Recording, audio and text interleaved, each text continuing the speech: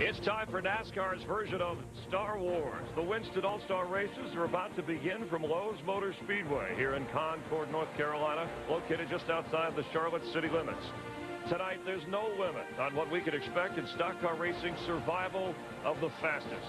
If you take the best drivers in the world and put them in a mad dash for cash, you end up with a wild night of racing, and that's what these fans are here to see on All-Star Night. It's go fast or go home.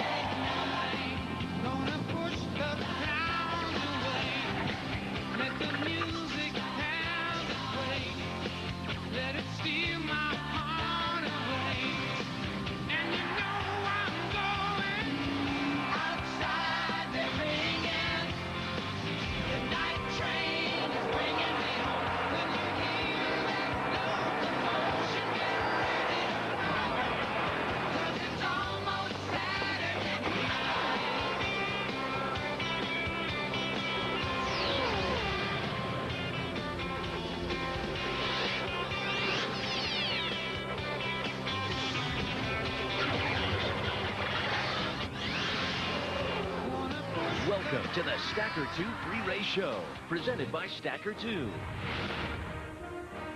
This is the 18th running of the Winston All-Star Race. It began as a way to thank the fans for all their support, and each year it's gotten bigger and better. Tonight you'll hear from the President of the United States, singing sensation Martina McBride, plus special driver and crew introductions, and plenty of fireworks both off and on the track. And overlooking the front stretch and all the festivities, the Hollywood Hotel, jammed to capacity, providing you with the best seat in the house. So get ready to enjoy a special night of racing right here on FX. Hi, I'm Chris Myers, and welcome to the Stacker 2 pre-race show.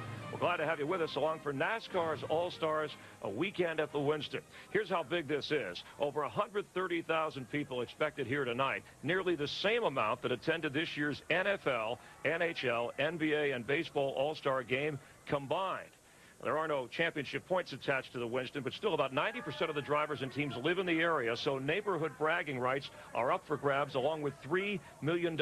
Drivers likely to use the strategy of wreckers or checkers, and we'll look for that. Now we welcome a couple of guys that not even George Lucas could clone. Darrell Waltrip, I don't know if he'd want to. And Jeff Hammond, it's a pleasure to have you guys. You guys have been a part of this before and had success. But first, Darrell, I'll start with you. What makes this such a big night, not only for the fans, but for the drivers? Well, one of the things that Winston, who really, T. Wayne Robertson, dreamed this deal up. It was a thank you for it's like fanfare in Nashville when all the country music people come to town. That's what this is. This is a payback to the fans for being so loyal and such great supporters of our sport. And we see a lot of great racing here, Jeff. Oh, it's the greatest in the world, because it doesn't give anybody a lot of opportunity to work on a race car. It's just really get out there and go after it. Winner take all. It's a unique concept. And of course, Darrell, you won in '85 the very first Winston, and controversy attached, and there usually is sometimes. Oh, there's always controversy in the Winston. You know, if there's not any, we'll create some. Okay. But I want to tell you something. My crew would have been ticked off at me if I'd have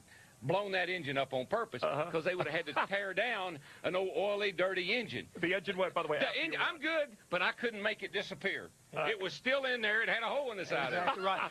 Put it to you like this here, guys. We've come to here at Charlotte. We've sat on the pole. We've won the race. We've lost the race. And we've fought about losing the race. And we've done it all here at one time or another, haven't we, buddy? That's right. All through the 80s and early 90s, I mean, we were as good as anybody at Charlotte. That's right. We run them hard. So the experience certainly worth it. You guys, it seems like a nice break to have fun, but still quality driving. And, Jeff, real quick, the drivers that we've seen the way they were running coming into this race, who should we look for? Who's at favor tonight? You're going to have to go with that #1 cat, Jeff Gordon. He's wanted to get last year in unique circumstances.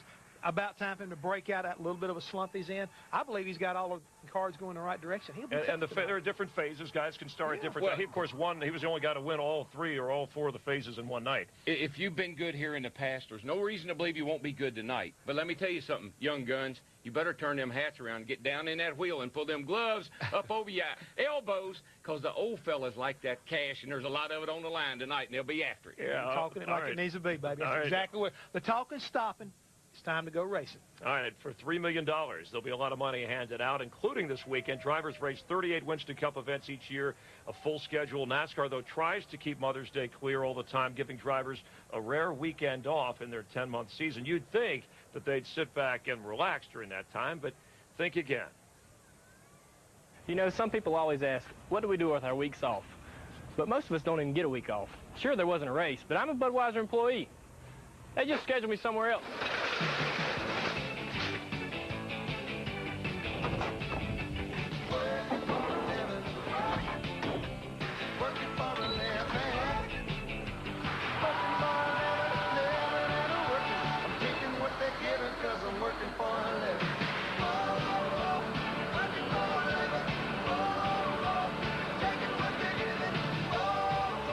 But at least I'm still driving. Some guys have it tougher than I do. What's your name? Jimmy. Jimmy, okay. Here you like to drive things. I love to drive things. I need for you to drive as many of these carts into the store as quick as you can. I can handle that. lot of carts.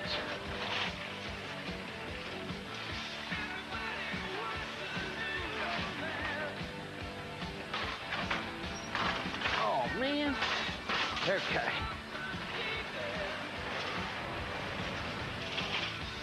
Wow.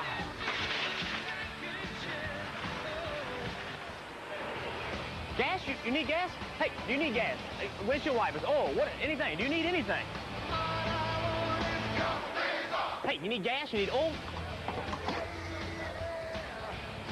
Go, go, go, go, go, go, go, go, go! No. Boogity, boogity, boogity. Right, boogity, What is he thinking? You can't teach him anything. Well, you can't get full service anymore anyway. That's not full service, I hate to tell you. Darryl, it's changed. I mean, the old days, guys really had to work. I mean, now certainly drivers make enough money they don't have to. But what would you recommend a driver do when he has that weekend off? Well, we all talk about family time. Time to be with our wives and our kids, to do things that they want to do. Listen, these families follow us around all year long. We drag them to the finest place in the country. Talladega, Darlington, Martinsville. We take them in the nicest hotels. Days Inn, the Hollywood Hotel. Hey, we need to spend time at home, sitting around the pool with the children. Relaxing at home. But as a crew chief, what do you want? Don't you want your driver? You don't want him getting too detached from the season. What I didn't want to have happen is what he used to do every now and then. He goes later around the pool, comes back sunburned the next week, and can't stand to sit inside the race car. No, what he's really worried about is I'll come back with, Jeff, I was thinking. Yeah, another idea. If he's thinking, that's trouble. Well, here's a guy who didn't have to do too much during his time, relaxing a little bit. One of the true all-stars of the sport, Jeff Gordon, still trying to win his first race of the year, and this might be the place to get over the hump. Gordon has won the Winston 3 times. Remember last year on a wet track, he wrecked on the first lap, allowed to haul out a backup car, and in that backup car, he actually wound up winning.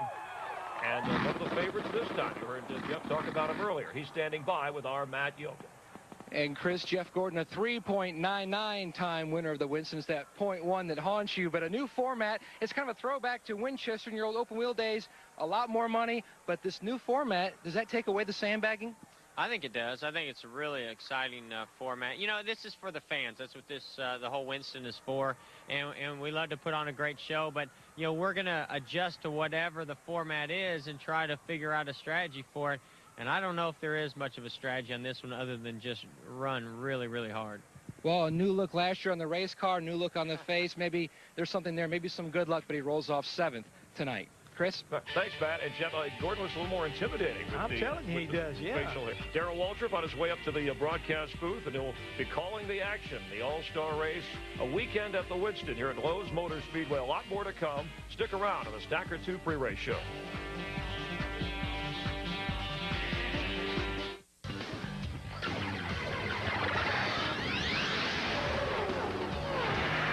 Welcome back to the Stacker 2 pre-race show. Boy, Welcome back to NASCAR's All-Stars, a weekend at the Winston. Glad to have you with us here at Lowe's Motor Speedway. Different paint schemes on some of the cars. John Andretti with his crowd on the Curios car as the Star Wars Attack of the Clones.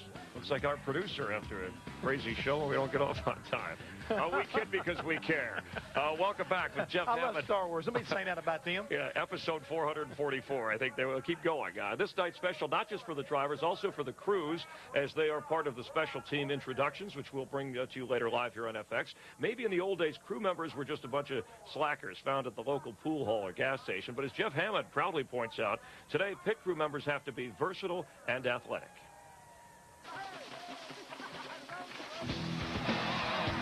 Pressure to win in NASCAR has never been greater. And while the drivers get all the glory, auto racing is still a team sport. Much like in baseball and football, a racing team is only as good as the sum of its parts. And without a top-notch over-the-wall crew, championship form will never be within reach.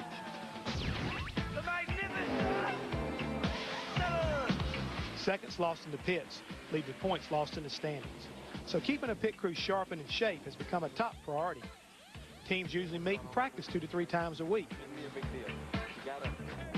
For example, the Chip Ganassi racing team, consisting of point leader Sterling Marlin's car number 40 and Jimmy Spencer's number 41, have gone as far as to hire their own personal trainer, Al Schufer, whose clients have included baseball's Kansas City Royals and NFL's Carolina Panthers, runs the team through their pit stop drills during the week. 1409. So let people know I'm not making these numbers up. That's on the stop to the drop. He also keeps them on a strict workout and diet regimen, just as he would his more well-known athletes. What we're asking these guys to do is, I don't say superhuman, we're asking them to compete for 4 hours on a schedule, get no substitutes, going over the wall. The driver does not get a substitute. We're asking them consistently to compete at that level, at a sustained level for 36, 38 weeks, including test dates in between there. One big difference between these boys and their better-paid counterparts is that most of them have another full-time job during the long season. In fact, some even pull double duty for their sponsor. Hi, I'm Darren Jolly, pit crew member for Dale Jarrett's UPS Ford, which he drives on Sunday. During the week, I get to drive the big brown truck.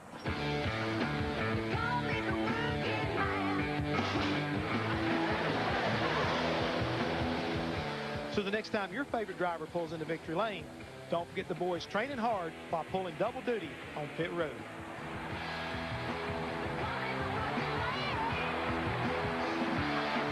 A lot of passion from those guys. You don't get a lot of headlines, although they'll get some recognition tonight. How much does a driver actually communicate, get to know his pit crew, and how important is that? That interaction between the driver and the crew is utmost if you want to have a successful operation. I can tell you that right now. All right, something we see with Sterling Marlin so far. You know, last night as part of the qualifying for the Winston, drivers had to make a pit stop, and as you're about to see, there was a big difference in the pit stops between a pair of Roush teammates, Matt Kenseth and Mark Martin. Look at the stop, 13.0 seconds. Broke down on the side of the road, damn brakes locked up in the rain. Smoke's pouring out under my hood and stuck to the highway again. When it's good, it's good. And last night we saw how Matt Kenseth's crew got him to the pit right to the pole position in tonight's race. But we're also going to take a look at how teammate Mark Martin had problems, had good qualifying runs, but had problems on pit road. Watch right here when the car drops. Matt's car already down on the right side. Jackman's capping around slow on Martin's crew. Matt's car guys are all in unison. I mean, up on the left side tires are off. And they're down and away. And if you look right here on the left rear tire guy had problems. That's the difference between sitting on the pole and not. And 13 flat for the top pit stop, but you know, sometimes you feel like a nut, sometimes you don't. These are guys who were penalized, 3-second penalty for different reasons, loose lug nut, and you see where they would have been, but then where the penalty cost them as they get ready for tonight's activity. All right, right now let's get out and check with Matt Kenseth, who's excited. He's on the pole, and he's with our Dick Berger. Dick? Yeah, and he did a pretty good job of driving that car last night, and it was set up very well. Also, it wasn't just the pit crew. This is the Winston. Everybody seems to do something different, something strange. How much have you got the wick turned up in the motor? How strange is the setup under your car as you attempt to win this race? Well, it's different than what we've ran here in the past. We kind of left it more toward a qualifying setup to just try to go as fast as we can go. And, you know, I hope it runs good or it's something we can run in the 600, but I'm not really sure. It was just kind of okay in happy hours, so we made a bunch of changes today, and, you know, hopefully we can keep that dwell car up front. Well, that's the Winston. Got to stick your neck out. Chris? Hi, thanks very much, Kenseth, along with Sterling Marlin, Tony Stewart, the only drivers to win 2 races this season. There's Ryan Newman. We saw Jimmy Spencer, the veteran, the youngster. We'll be back with more of the Stacker 2 pre-race show. It's All-Star Night here from the Winston on FX. FX welcomes you back live. President George W. Bush will serve as Grand Marshal of the race coming up. Martina McBride will give a command performance. And listen to how special this is with DW and Junior. What's your greatest accomplishment so far? As far as on the racetrack, I think winning the Winston. I mean, that's not a points race. It's not the biggest race of the year, but there's just something about it. There's something about the spark and the excitement from that night, just being in that race, you know, and just to go win it. I mean, you know what that feels like. So yeah, it's a great show, and it's going to really be good this time.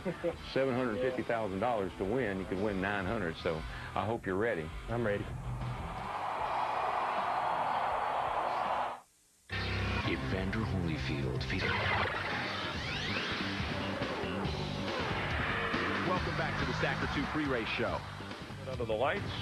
Now let's put the spotlight on our broadcast team, the guys that will be calling all the action with all the All-Stars this evening. As you get a look at the layout, Darrell Waltrip, Larry McReynolds, and Mike Joy. Thanks, Chris. The great thing about the Winston is you have to win to get in, but not everybody can win a Winston Cup race. That is a rare treat indeed. So we start out with the Winston Open and then a little added for dessert, the No Bull Sprint, to get 2 more drivers in the show. Larry, would this be like trying to get a mule into the Kentucky Derby? But there's some pretty strong mules in this Winston Open. Okay. So pretty these strong. are stake races. Yes, then. sir. Okay, yes, sir. to get into the big show. They're pretty stout guys. I mean, there's guys in this race that have been in the Winston. I mean, Ken Schrader, he's finished like second twice, third 3 times in the Winston itself. So there's some pretty strong horses in this race. And these are tough, Darrell, because again, it's go or go home. Oh yeah, I mean there's no holes barred here. I mean, again, I like the analogy. Pull those gloves. Cale Yarborough used to wear me out. He'd pull those gloves all the way up over his elbows. That's when I knew I was in trouble. And that's what you got to do tonight. Pull them up over your elbows and go after it. All right, only 1 driver will transfer from the Open and only 1 from the No Bull Sprint. And one of those ones might be the fellow with Dick Berggren. Well, Jeremy Mayfield has the strongest horse of the drivers who have not yet qualified for the Winston. He will start on the pole for the Winston Open. He must win either that or the 16-lap sprint in order to make it to his 5th start in the Winston. To Matt. Dick Kyle Petty's sponsor sprint is certainly appropriate for this race because he will have to sprint his way to the front. He starts all the way back in 16th, but the sentimental and possibly pre-race favorite for the Winston, if he makes it there, was fastest in the Winston Open final practice session. The car was very, very good. His crew didn't change a thing. All they did was wax it, but yet he still has to get there first. Chris? Thanks, Matt. Notice he was in his raincoat. It's the anniversary of our attack from Dick Berggren to the Super Soakers with Matt Yoakum. So anything could happen tonight, aside from the racing that It's going to be a wild night. Hey, Lowe's Motor Speedway, we know it's close to home for 90% of the drivers. They do a great job here with great crowds to put on a great show. There's been talk in racing about maybe moving this All-Star event to other racetracks on a rotation basis. Jeff, what do you think of the idea? I don't like it. Leave it alone. It's not broke. Don't try to fix it. Just keep trying to polish on it, make it a little bit better here. This is where it belongs. Over 130,000, but what about the argument that you can help spread the wealth and the word of the sport by going to, say, a Texas or a Fontana or Chicago? Where do the race teams live? They live in Charlotte. Race fans come here to see the teams, visit Charlotte, spend time here. They make a vacation out of it. That's what this race was intended to be, a fans race. Let's don't change that. It's that good of an event that everybody wants a piece of it, and if you can't be here, you can at least be with us here on FX to watch it all night. That concludes our Stackers 2 pre-race show. For Jeff Hammond, I'm Chris Myers. We'll be with you throughout the evening. The Winston coming up next right here with special introductions of the drivers and their teams. You'll get to meet them up close. So our star-studded night continues. Time for survival of the fastest. Let's get this party started. Don't go anywhere.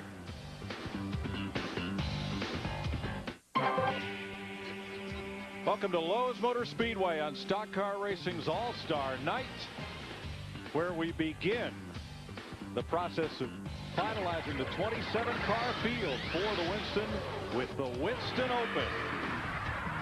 Past winners, Benny Parsons, Buddy Baker, Sterling Marlin twice, Dick Trickle, Michael Waltrip, who went on to win it all. Jeff Gordon won it in '94. Todd Bodine, Jimmy Spencer, Ricky Craven, Jeremy Mayfield, Tony Stewart, Steve Park, and Johnny Benson are the former winners of the Winston Open. Packed crowd at Lowe's Motor Speedway. They're still filing in as we go trackside for tonight's opening ceremonies. And now, ladies and gentlemen, we ask you to please rise as tonight's colors are presented by the University of North Carolina at Charlotte Color Guard. And delivering our invocation tonight is Father Randy Phillips from St. Thomas the Apostle Church in Faulkton, South Dakota. Let us pray. Heavenly Father, we praise and thank you for your many gifts and blessings. We thank you for our nation and the freedom and privileges we enjoy. May we never take them for granted. And Father, bless and protect our drivers, their team members, and all gathered here for this event. May they always know your presence, your peace, and your love. And we make our prayer in the name of Jesus, who lives and reigns forever and ever. Amen. And now, please remain standing as RCA recording artist Martina McBride honors America with the singing of our national anthem. Oh, say, can you see by the dawn's early light what so proudly we hailed at the twilight's last gleaming, whose broad stripes and bright stars through the perilous fight o'er the ramparts we watched were so gallantly streaming, and the rockets regular, the bombs bursting in air, gave proof through the night that our flag was still there. Oh, say does that star-spangled banner wave o'er the land of the free, yeah, and the home of the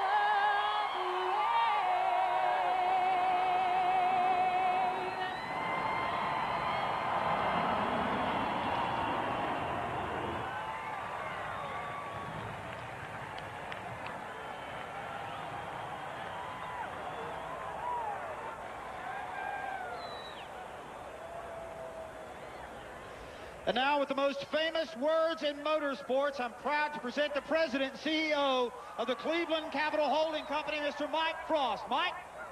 Gentlemen, start your engines.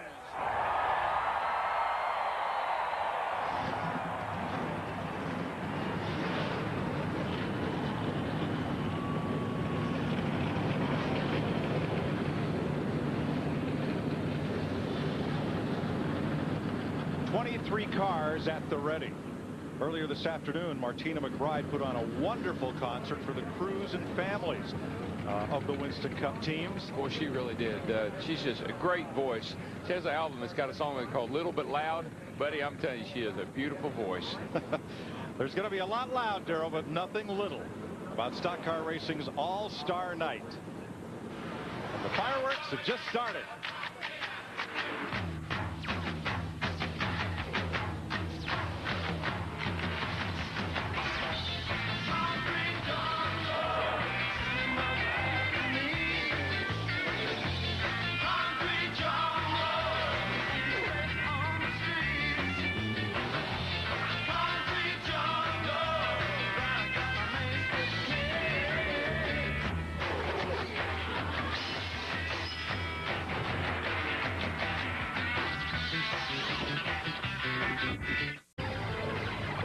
Welcome back to Lowe's Motor Speedway, home of the Winston Stock Car Racing's All-Star Night, and the Winston Open is the first of 3 events and multiple segments our Locherman race analysis with the rules. The Winston Open, 30 laps for all Winston Cup teams that competed in a race this year or last, not already eligible for the Winston.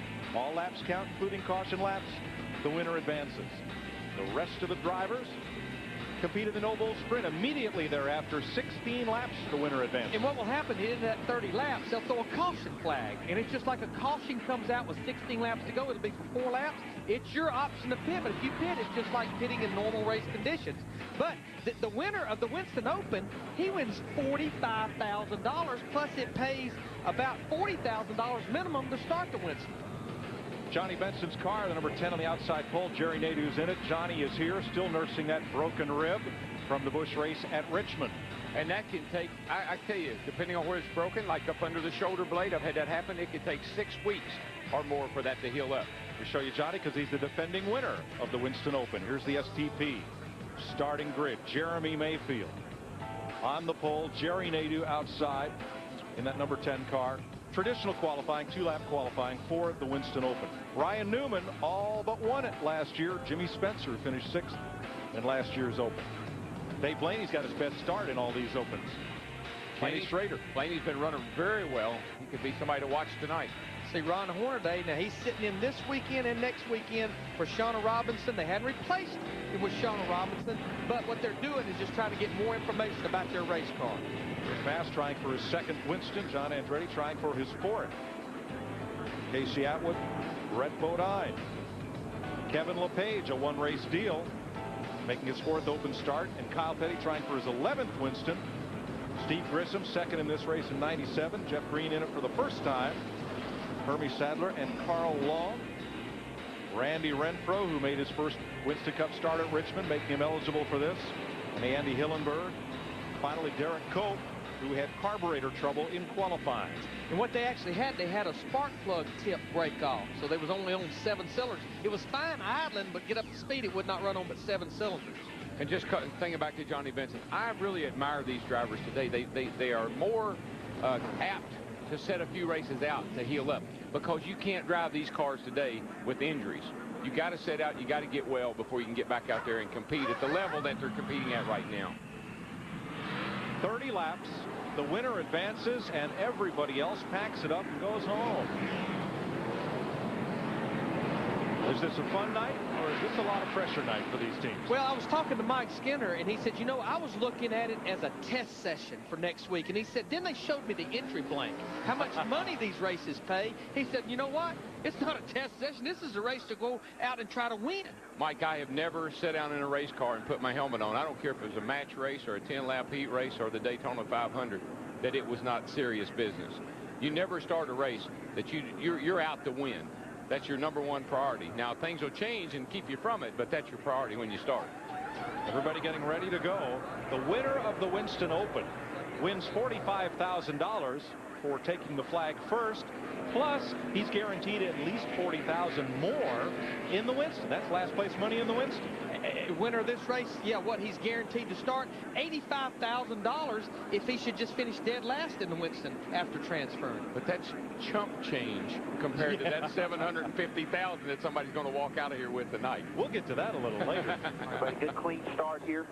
Stay up on that wheel really good. We'll do it for you in here.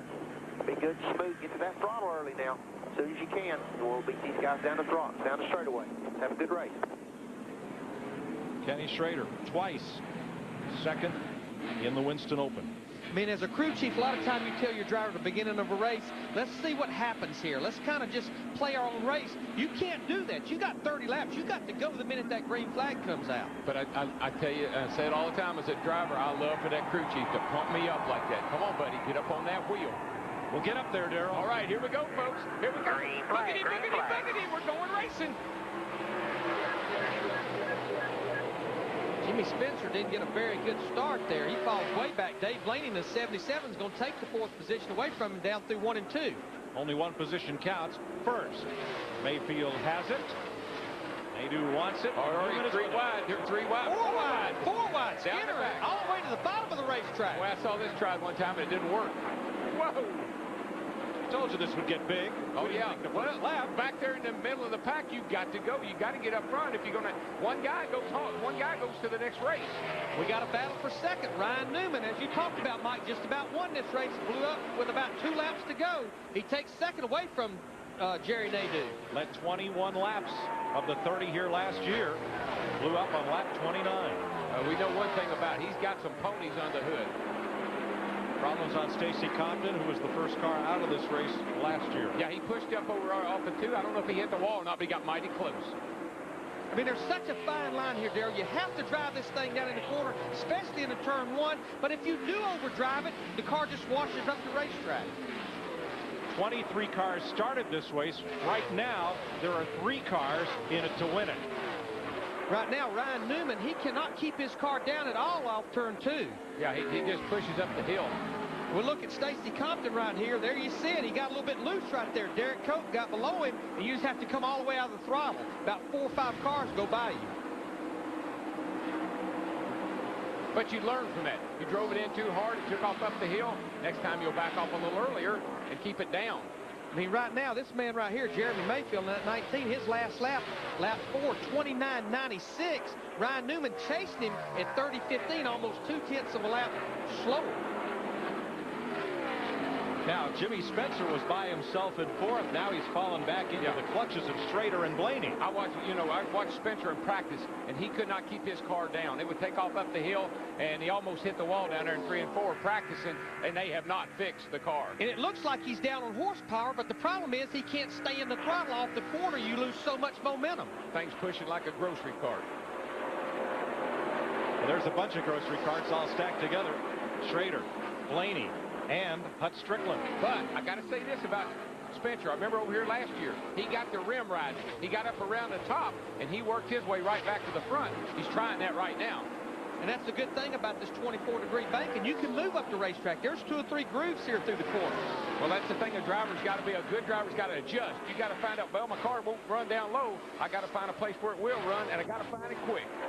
Got a battle for 6 back there. Dave Blaney in the 77, Hut Strickland in the 23 car.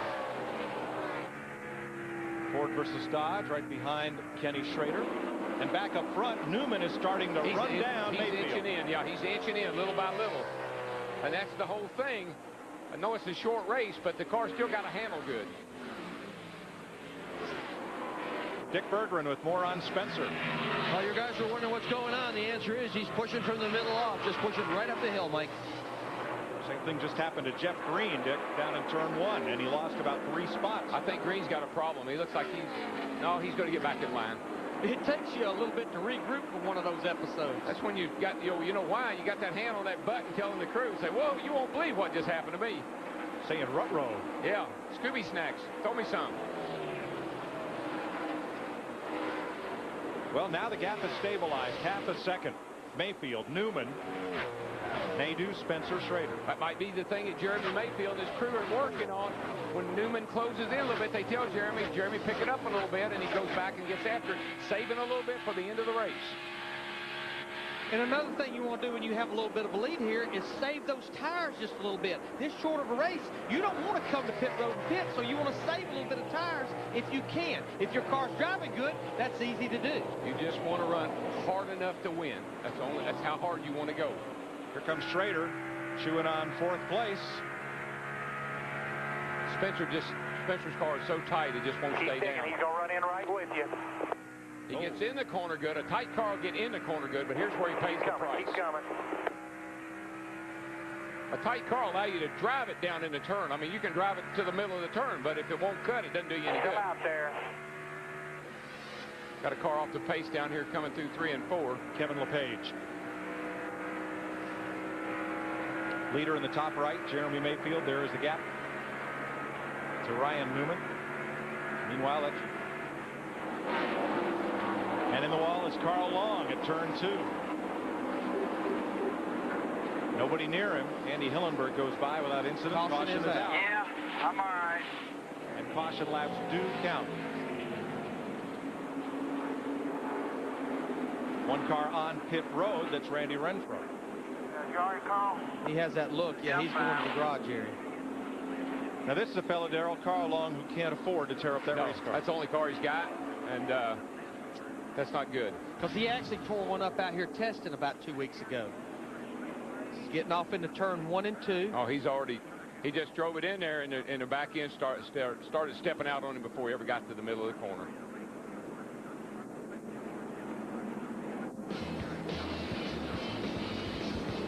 Carl Long driving the Walk to Cure Diabetes. Number 85 crashes out of the Winston Open. Carl Long has joined Kevin LePage in the garage area. Randy Renfro was in the garage. He's back on track. 21 cars running. Several made pit stops under this caution flag for Carl Long. Jimmy Spencer there, he's in the pit. We figured he would be the way that thing was pushing. Yeah, it wasn't going to happen the way he was. He gave up 4th position to come to pit road. John Andretti, Rick Mast, Jeff Green is in. So is Brent Bodine and Derek Cope. Now, Mike, one thing we're going to see here, we're going to see the cars, the restarts are going to be a little different. You're not going to have single file restarts. There's what caused the caution. But the cars will line up the way they're running. First car on the inside, second car outside, third, fourth, fifth. They'll have double line restarts. Short track style. Short track style. Every restart we have tonight will be that way, both races. So it's just like a whole new set them up again. So no slow cars to get past up front. Set them up, Joe, one more time. If you're down a lap, you go at the tail end of the field on restarts. They got a vintage Metro of 1951. Full of my favorite records that I grew up on. Set to go, Mayfield. The leader at 12 laps. He's led them all, but now he has Ryan Newman right alongside once again. Then Nadeau and Schrader. You're riding with Hermie Sadler. Schrader was moving up pretty good, and so was the 77 car. So see how they go. Boy, Jeremy gets a great restart. Looks like Ryan Newman may have spun the rear tires just a little bit. Yeah, I did start. They rode around there a couple, 3 laps. They didn't clean them up real good, I didn't think. Boy, Nadeau got a heck of a run. Newman didn't get going over in turn 1 and 2. Nadeau had to back off. Schrader, he's going to take the 3rd position away. Oh, yeah, but Nadeau just about had to stop to get going in the back of Ryan Newman. He's going to lose another spot. Looks like the Hut Strickland in the 23 car. I'm not sure what happened to Newman. Looked like I don't think he cleaned his tires up real good, and he was just not getting a lot of bite. Yeah, he spun him here at the start-finish line, and then the car really took off on 1 and 2. It's one of those things that crew chief's got to remind that driver. I know it's the driver's responsibility, but he needs a little help sometimes. Big power move on the outside, though, by Schrader has boosted him to 3rd. He's finished 2nd in this race twice. Well, he's looking pretty darn good right now. The car's really getting into the corner hard, Dick. Car's a bit free when Schrader is underneath another car, and he's a little bit loose getting in. Schrader, go get it, baby. Schrader's going. He's heading to the front.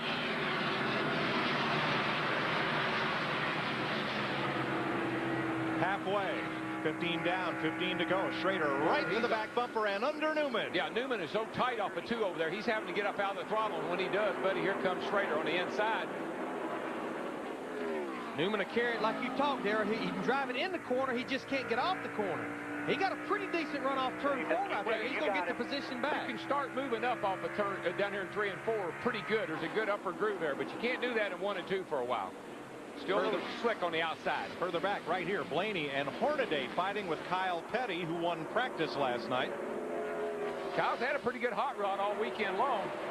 Didn't qualify all that well, but he's been practicing really good. There's that pack with Mike Skinner.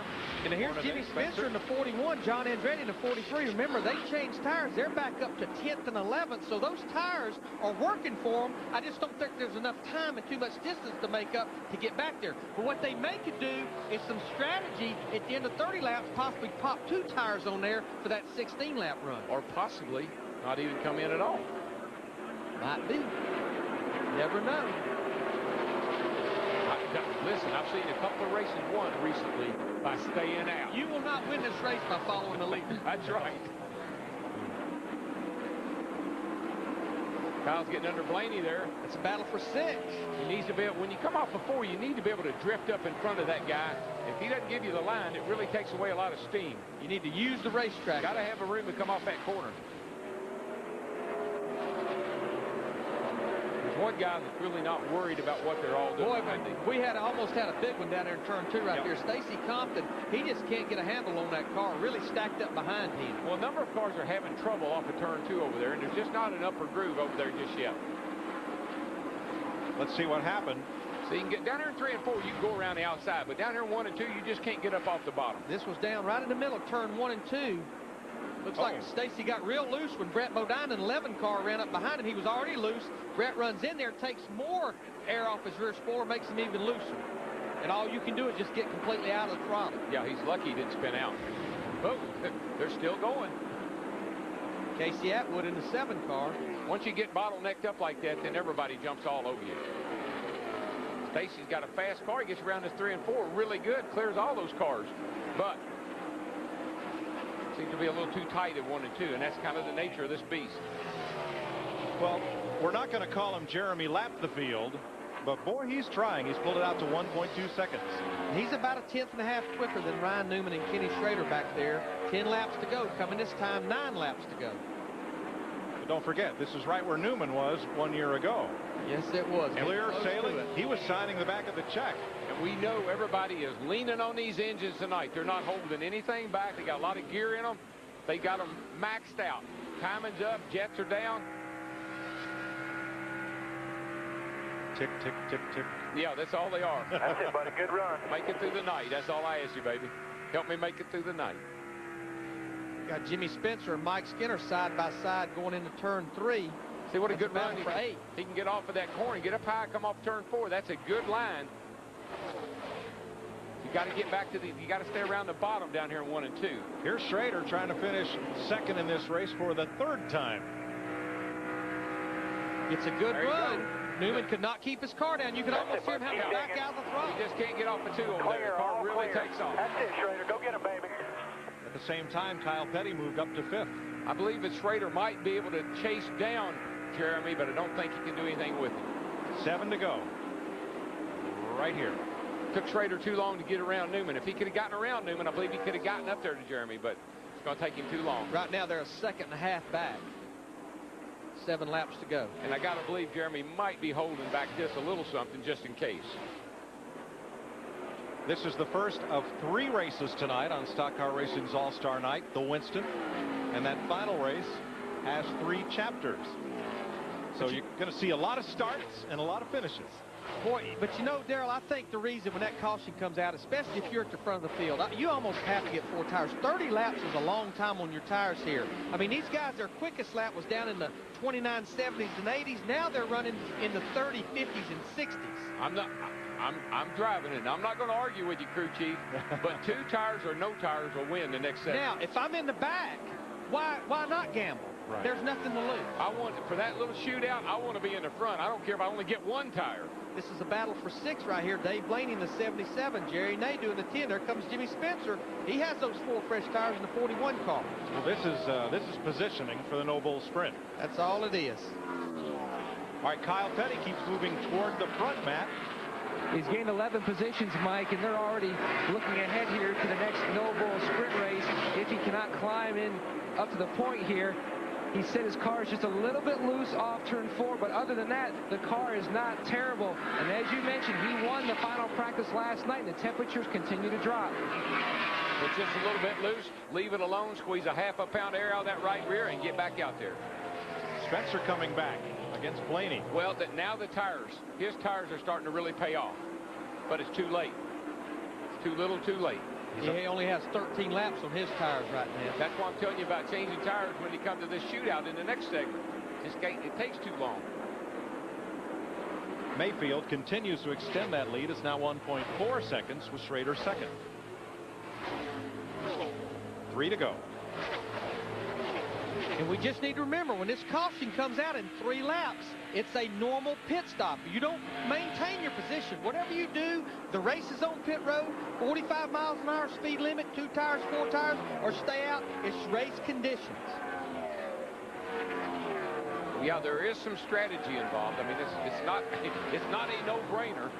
And Darrell, the thing about changing just 2 tires, this track will continue to gain grip. I mean, already, just in this 30 laps, the track temperature has went from about 75 degrees to 70 degrees. And right now, the only sun on it is just on the backstretch into turn 3. It won't be another 10 minutes or so. This whole racetrack will be shaded. The sun will be out of the picture. Take 2 tires if you're going to take tires. Because the thing about it is, if you take 4, it'll take them too long to come in. Those 2 tires only got a short distance to go. Schrader's trying real hard. He is trying real hard. Last lap, he was about a 10.5 quicker than Jeremy Mayfield. Well, Jeremy's just on cruise right now. Schrader's closing it up a little bit, but he's not going to catch it. Speaking of last lap, here we are. Mayfield, winner of the Open in 1998. He also started on the pole that year. Well, he and Sammy Johns, they really seem to be getting better every week now. They've got that communication thing going. No question about Jeremy's ability. We know he can drive the race car. Jeremy Mayfield wins the Winston Open for the 2nd time. And transfers into the All-Star race. Everyone else will fall in behind the pace car.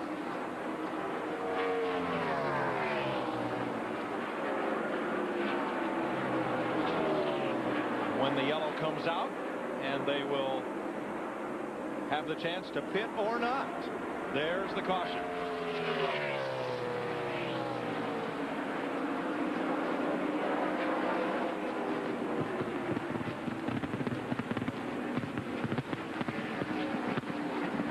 And you know, Darrell, the good thing about it, now Jeremy Mayfield transferring to the Winston. He has a nice little 30-lap test session with all those guys in the Winston. I like where he is right now. How about you, Matt? I do too, DW, and the first one of any kind for this 19 team. And Sammy Johns, you said on the radio to everyone on the team, you've got a plan. What is the plan? The plan was to get to the Winston. We're there, so just got to get our pit moved now and go. We need to get a little better on long run. Car was dropping off there at the end, so we need to go make a few adjustments. And we're in the Winston. You know, just super happy for this crew. The Dodge dealers, Dodge, and you know, the guys worked hard. They deserve it. Ray Evernham said one of the big items on their agenda was confidence for Mayfield, and this certainly has to give him a lot tonight. Jeremy Mayfield joins Michael Waltrip and Sterling Marlin as multiple-time winners of the Winston Open. Stock Car Racing's All-Star Night, the Winston, continues on FX after this. FX welcomes you back to Lowe's Motor Speedway. All-Star Racing here at the Winston Open. 30 laps complete, so Jeremy Mayfield is in the Winston. Coming up, the Noble Sprint, 16 laps to go. Whether cars want to pit, get new tires, determining how they get into this to try and fill the last spot available for tonight's All-Star 3-segment race. Let's go down trackside to Dick Bergman. Dick? With the winner of the Winston Open, Jeremy, what a great car, but what are you going to change for the Winston? Well, we got a little tight at the end, but real happy with it, man. The car was great. This whole Evernham Motorsports, Dodge dealers, Dodge, just unbelievable, man. I'm just proud of these guys, man. They give me a car, and I've never been in a car that good here. It's awesome. How big a help is it that you had that opportunity to run 30 laps when compared to the rest of the guys who are going to be in the Winston, given that you start last? Right, well, that's all right. We're in, and that's the main thing, but I feel like we learned a lot, and we're going to adjust on the car a little bit now and get it ready for the Winston. But the main thing, we got this Dodge in the Winston. That's what it's all about. Nice job. Congratulations, Jeremy Mayfield. All right, thanks, Dick. And Jeremy Mayfield with $54,000 in change. This is a big night, $3 million up for grabs. This is how they finished in the 30 laps that you just saw. Ken Schrader, another second-place finish. Ryan Newman and Jeff Hammond is with me here in the Hollywood Hotel, rounding out the order. Jerry Nadeau wrapping up 10th. And then looking at the bottom 10 there. Jeff Green, Ron Hornaday in the 49 car. Hillenberg 20th, and then rounding it out, of course, Carl Long having some problems with Kevin LePage. What about pit road, Jeff? And this determines some illegally, so this is going to hurt, obviously. Yes, it really is. If they enter pit road with the red flag out at the end of pit road, these cars will have to start at the back of the tail end of the field.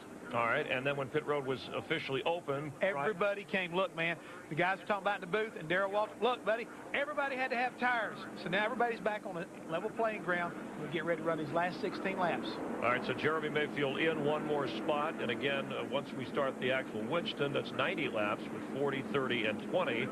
But one available spot that will be determined here, part of the go fast or go home theory. And who would you expect to put on a good show in this 16-lap run, Jeff? Well, the guy guys who got off pit road first are going to be the guys you got to look at. Just like Jeff Green, I believe, looked like he won the race off pit road, but Kenny Schrader looked awful strong in the first run, so it'll be a really good idea to see how these guys line up and go at it one more time. And by the way, Jeremy Mayfield, the only driver to win the Winston Open from the pole twice. He did it in '98.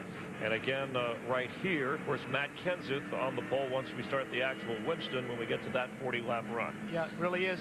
Again, a good little tester here. Jeremy Mayfield has already got a leg up on those guys. I'm sure him and Ray Evernham are discussing what his car did, what adjustments he needs to have made before they start this next race. All right, we're going to set the field for the No Bull Sprint 16 laps.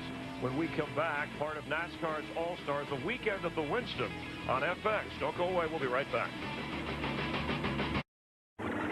Welcome back to the Winston Stock Car Racing's All-Star Night. Now all the drivers have made pit stops and they are set to go in the No Bull Sprint. Ken Schrader came into the pits first, but had this problem on the left rear. Another reason why I'd only taken 2. He got 4 tires, but he will restart your 9th. The real winner on that pit stop sequence, though, was Jimmy Spencer. His guys took on 4. Now, Jeff Green, the 30 car, who's actually leading the race, the pole sitter, he took on 2 tires. Green flag, green flag. Oh. Spencer was just, I tell you, Spencer wasn't being very wise there. Not at all, not at all. Jeff Green's going to get a heck of a stop, but he changed 2 tires because he changed 4 back on lap 11. 16 laps. Good lead, but Ryan Newman gets a heck of a run on those 4 fresh tires. Oh, if in the middle of 1 and 2. If he can get his car off of turn 2, they won't catch him. But what about Kyle Petty? What a move he made to keep from running over top of Jimmy Spencer. Look at Newman. That car is much, much better this segment. Look at there, right around that bottom. He's going to take the lead here. 15 laps to go. Pat Yoakum. Well, Mike, he made the big gain in the first race, going from 16th to 5th. He is now in 3rd. They didn't make any changes on their pit stop. They really felt like the looseness came from the Hoosier tire from the ARCA race, which was earlier in the afternoon. They feel like they've got a car that can go to victory lane. Now he just has to show it. 3 wide as Jerry Nadeau tries to make up some ground, and he moves up to 8th place. It really doesn't matter what you move up to unless you move up to 1st. That's all that counts in this race. That's it. Don't tear out my car, boys. 1 winner, $35,000, but the biggies, you move on to the Winston. Get that 27th starting spot.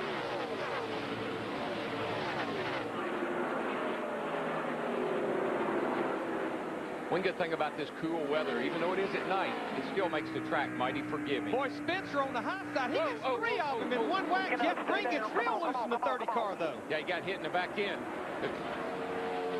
Hutch Strickland got into the back of Jeff Green. Hutch spun him out. John Andretti almost went for a Star Wars ride himself. Boy, look at Kyle. He's all over the back. Yep.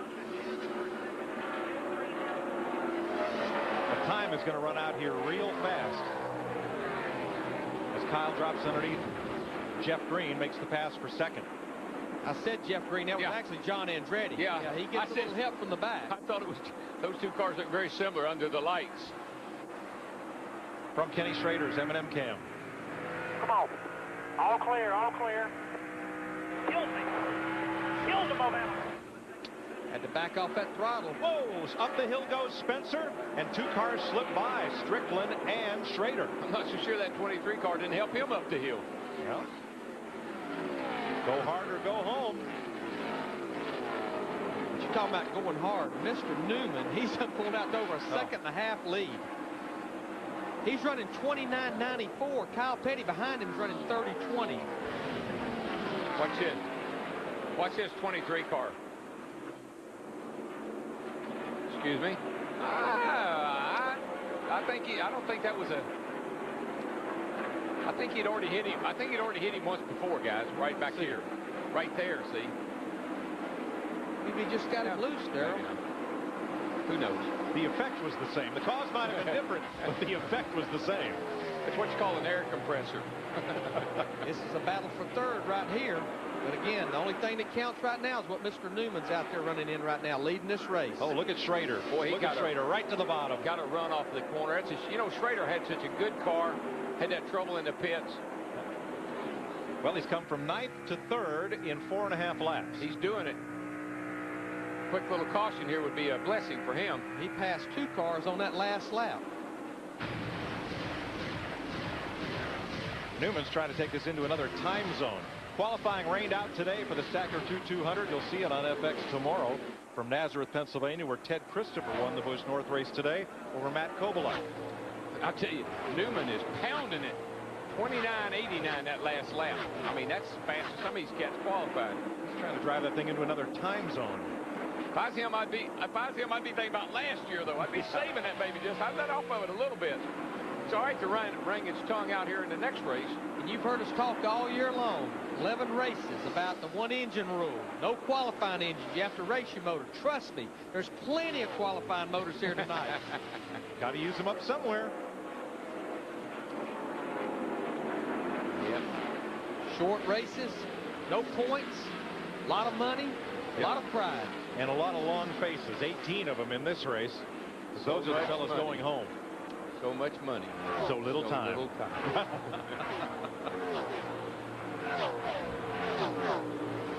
We're past halfway. 9 of 16 laps. A Ryan Newman rout of the field. Kyle Petty now in second place with a strong car, as is Schrader in third. But Newman has jumped out to a 2.5-second lead. And Schrader's actually a little quicker than Newman. The difference, the pit stop a while ago. Yes, sir. Going from running, coming in leading actually, because Mayfield's out of the equation, all the way back to about 9th or 10th. Yeah, that's unfortunate. And believe me, that's when you go home and you say, well, at no points, it didn't really count. And you really don't. You go home and you act like it did anyway. Well, this is the ultimate hooligan race right here. 16 laps, one car advances. It's probably got to be the world's richest consi. $35,000 to win.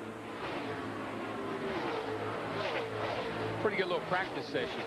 I feel really good about Ryan Newman and Jeremy Mayfield. The laps they're getting right now gives them a big push going into the Winston. They can make minor adjustments to their cars, and they're going to be right on in that first 40 laps. Here's a battle for fifth right here. Remember, Jerry Nadeau in the 10 car subbing for Johnny Benson had to go to the rear of the field on this restart because they pitted too soon. And there's a big 4 car not just a little bit behind them with Compton and Casey Atwood, and now they've strung out. They've just gone single file. That's Hornaday in the 49 behind Mike Skinner. John Andretti's got some damage to his right front fender, and he's certainly not very competitive at this with that situation. Harold, it's a good thing this race is only 16 laps because Ryan Newman is stinking it up. They're going to take him to talk to fishing about it. Talk to him about fishing. You like to fish, boy? You know, the track temperature have not changed since the beginning of this race, but the difference, we're monitored on the front stretch where it's been shaded for a while. Now the whole racetrack is in shade. The sun is out of the picture now. One of the toughest times here for me was always this transition from daylight to dark, when the lights really start to take effect. It changes your perspective. Every time you drive in the corner, the track looks different until those lights take over completely. But now Jeremy Mayfield won his 30-lap race in the daytime in the sun. He's going to have to come back out here and race in the darkness.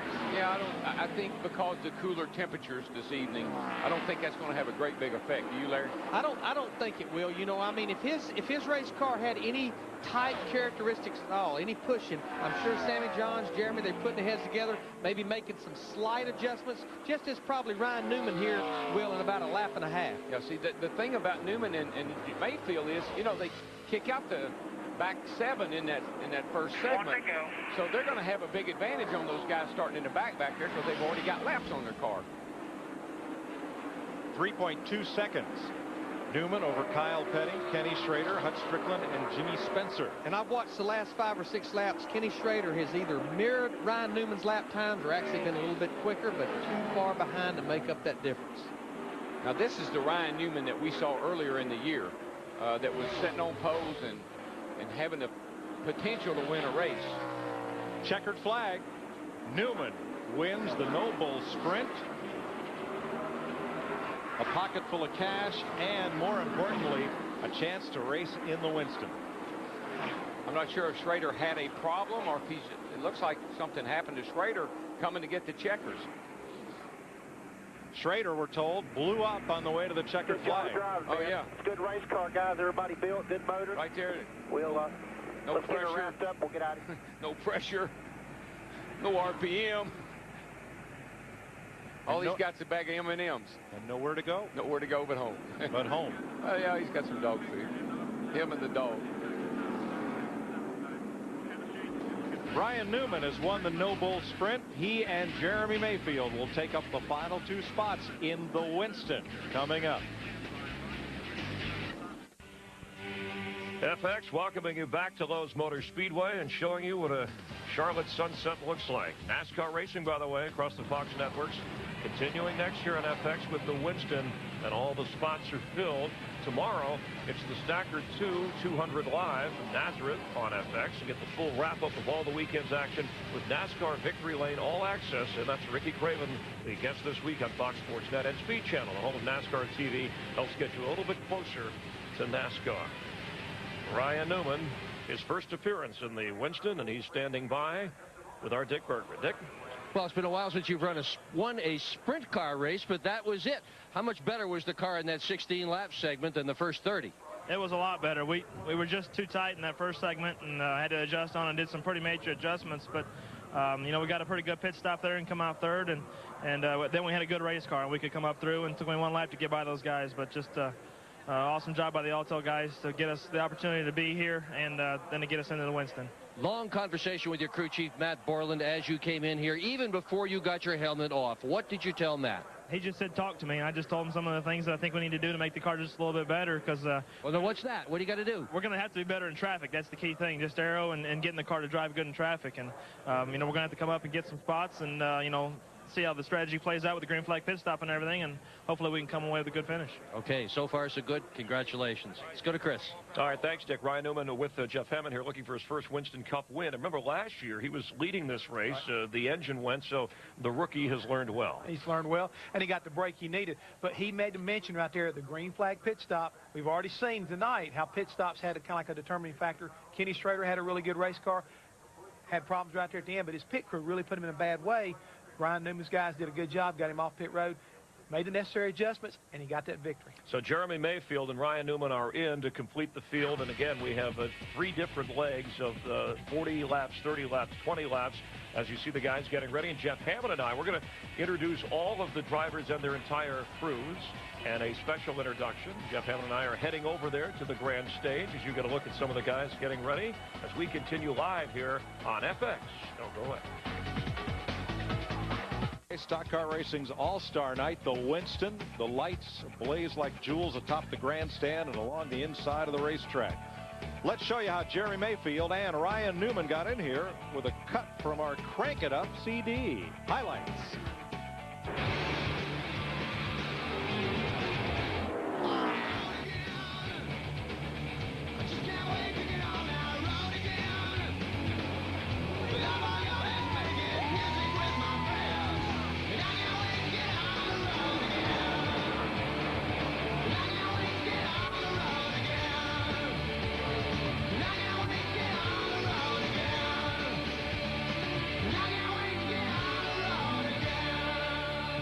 We'll get on the road again in a little bit here with the running of the Winston. Fox Sports. And FX welcomes you back live to Lowe's Motor Speedway. Jeff Hammond, Chris Myers, we're on the move. He just got his blazer on. All right, looking good. This must be a special night. We left the Hollywood Hotel, so it's now vacant. And it's nice to be a part of the All-Star festivities. They're setting up the stage behind us here, right near the start-finish line, where, Jeff, not only the drivers who people know and recognize, but their entire crews who we've seen a lot this weekend in action, everyone will be announced. The greatest thing about this whole deal tonight, it's about the team, not just about the driver or the car or the sponsor. It's the guys who get the job done week in and week out. They get to come up on the stage with the driver and get to hear the cheers and the roar from the crowd. And I'm telling you right now, it's starting to get exciting down here. And you know, if you've watched racing over the Fox family of networks, we wanted everybody to be included. You're watching this on FX, but of course Fox will carry the Coca-Cola 600, which is right here next week. And that's why we want you to be blanketed. Whenever there's a car on the track, you'll see it on the Fox family of networks. So why don't you follow us along if you can for a moment. because Jeff's going to be on one side, I'm going to be on the other. Mike Joy will be announcing the crews and the teams. And let's get a look at how they're putting. Look, all the fans right now, they're already starting to get around the stages and everything like that. It's just a real exciting time down here. I mean, it's just everybody's trying to get in and get close because they want to be close to the guys. Yeah, this is one of the good things about NASCAR is that the drivers, you can get close to the star drivers and you can get their autographs. You know, one thing I didn't think about is how we're going to get through the fences here, Jeff. We'll work on that. I'll show you how to do this. Watch this right here. All right, let's go backstage for a moment to Dick Berggren, and we'll be right back here. I'm telling you what, Chris, Hollywood was never as crowded as this. This place is absolutely packed with people, crews, drivers, wives. It is police. Thank you. We've got them here, too. And Pat Tryson from the 21 car. To Matt. Well, Dick, over here, Jimmy Johnson waiting to start his first Winston. Chad Knaus, he had a lot of success here with Jeff Gordon. So a lot of excitement back here behind the stage. Chris? Woo! All right. All right, we're on the stage. Can you get a shot of the crowd? Get a shot of the crowd here, folks. They're ready. They're ready to meet their drivers. All right. They're ready to meet their drivers and their crews. You're watching FX live from Lowe's Motor Speedway. You'll meet all the drivers here in just a moment. All right, don't go away. Thanks a lot. FX welcomes you back here live at Lowe's Motor Speedway. More than 130,000 fans. All right. Woo! Ready to meet their drivers and their crews. Part of the All-Star Weekend at the Winston. Along with Jeff Hammond, I'm Chris Myers. Thanks for being a part of this, and thanks for all of your support. All right. I'll tell you right now, did I not tell you this is going to be a great night? This is really exciting. Thank goodness there isn't a swimsuit competition. I don't think they're ready for that. But it's like a rock concert. And Mike Joy in the broadcast booth, the voice of NASCAR on the Fox Family Network, will introduce each of the drivers and their crews. So listen for Mike. Mike? Thanks, Chris, and hello, everyone. Welcome to the Winston. Here are the teams and drivers that qualified last night to run in Stock Car Racing's All-Star event. Starting 25th. The number 22 Caterpillar Dodge team. Gasman Tony Anderson, Gary Warren, Jimmy Rollins, Rodney Fetters, Tommy Wallace, Trip Bruce, Tommy Baldwin, Mike Brown, and the driver who qualified as winner of the 2001 Southern 500, Ward Burton.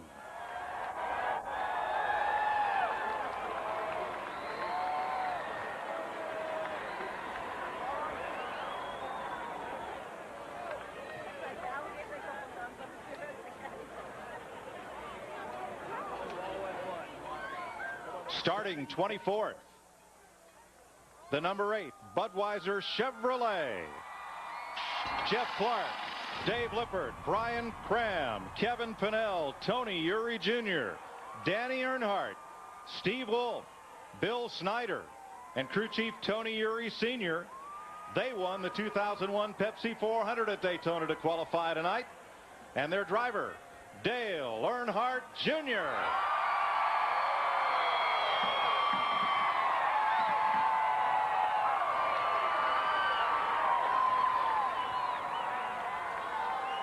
All right, we can see Lee right there. He's trying to get his guys pumped up, and they're getting ready to go here.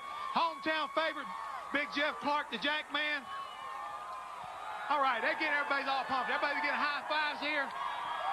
Dale, all right, buddy, you got it done a couple years ago here. Can you get it done tonight, starting that far back? Well, we're definitely gonna try. I think we got more guts than anybody out here, so that ought to count for something.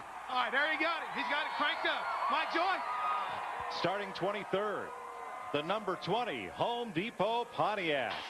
Jeff Patterson, Brian Larson, Chris Gillen, Chuck White, Mike Lingerfeld, Tom Dean, Jonathan Sherman, Jay Berry, and crew chief Greg Zippadelli.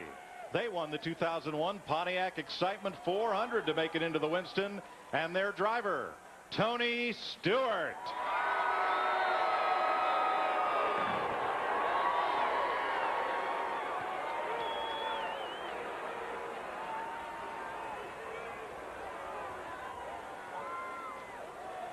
Starting 22nd, the number 1 Pennzoil Chevrolet.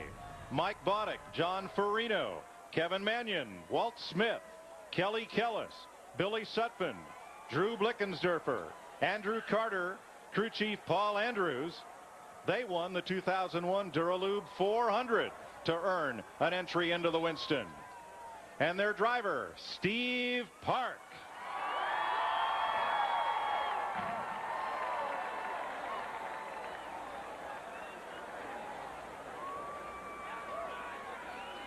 Starting 21st, the number 2 Miller Lite Ford, Doug Ingold, Nick Giambrunbo, Tony Malott, Earl Barbin, Dennis Terry, Dave Lidoff, Rob Fuller, Keith Manch, crew chief Billy Wilburn. They won the 2001 Napa 500 at California. And their driver, Rusty Wallace.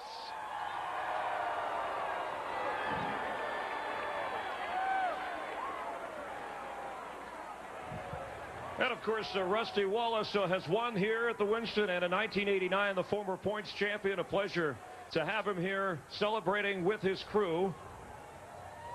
And Rusty in position, 5th currently in points, still looking for his first win of this season and hoping to repeat. Rusty, if you have a moment here, let's talk real quick about these fans and the support that they've given you and your team, and that they give all the drivers, and what it's like to perform at an all-star event like this and let them get closer to the action. It's a really cool deal for the crew to be involved in this stuff. I got a real great crew with me tonight. I had them all year long, but the fans are great. I love them coming out supporting us this big event. We're all going to drive hard, and I can tell you one thing, I'm going to drive especially hard. All right, we like that. All right, Rusty Wallace. Starting 20th, the number 55 Schneider Electric Chevrolet, Darwin Schimmelfennig, Keith Silver, Andy Silver, Mark Paget, Alan Whitaker, Jamie Frady, David Gebhardt, Pee Wee Hoyle, crew chief Jimmy Elledge. They won the 2001 Talladega 500. Their driver, Bobby Hamilton.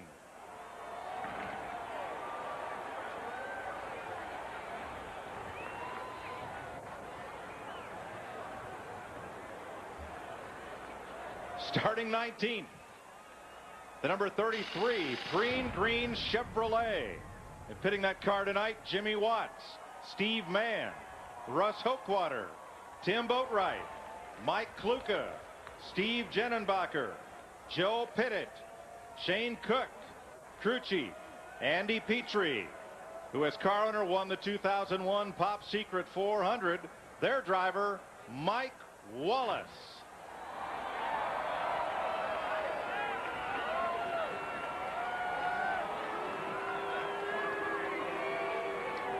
Starting 18th, the number 9 Dodge Dealers UAW Dodge. Rodney Rhodes, Derek Jones, Brady Turner, Todd Colburn, Scott Ward, John Gaynor, Jim Pullman, Phil Gould, and crew chief Mike Ford. Winners of the 2001 Pennzoil 400. Their driver, Bill Elliott.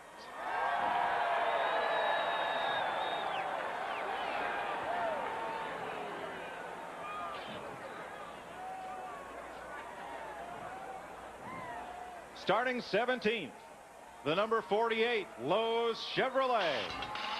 Jim Pollard, Jason Burdett, Ryan Dubois, Chris Anderson, Ryan Young, Jason Gay, Scott Punch, Ron Malick, crew chief Chad Knaus. Winners of the 2002 Napa Auto Parts 500 with rookie driver Jimmy Johnson.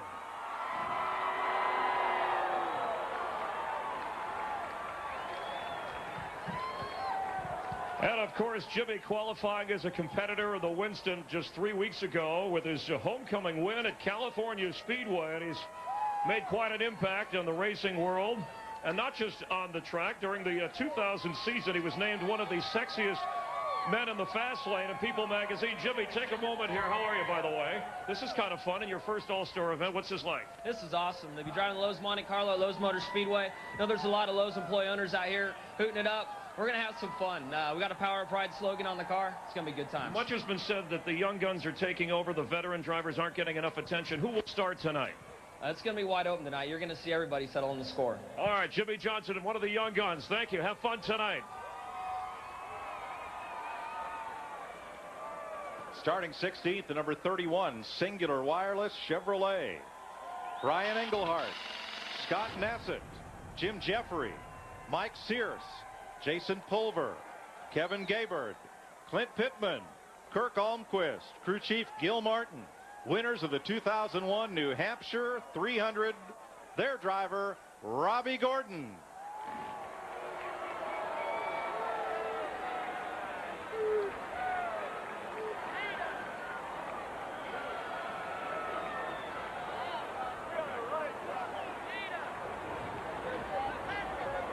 Starting 15th, the number 88 UPS Ford.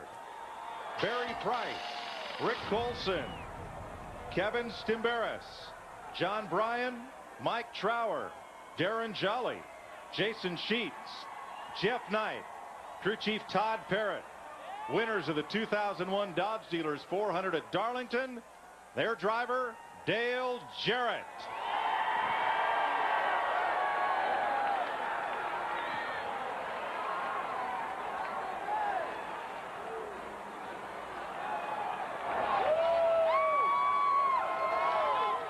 Starting 14th in the number 40 Coors Light Dodge, Jerry Schweitz, Mike Modell, Tony Santanicola, Rick Reeling, Clay Robinson, Mike Houston, Mike Atwell, Dwayne Trammell, crew chief Lee McCall. They got into the Winston by winning the 2001 Pepsi 400. Their driver, the current Winston Cup point leader, Sterling Marlin.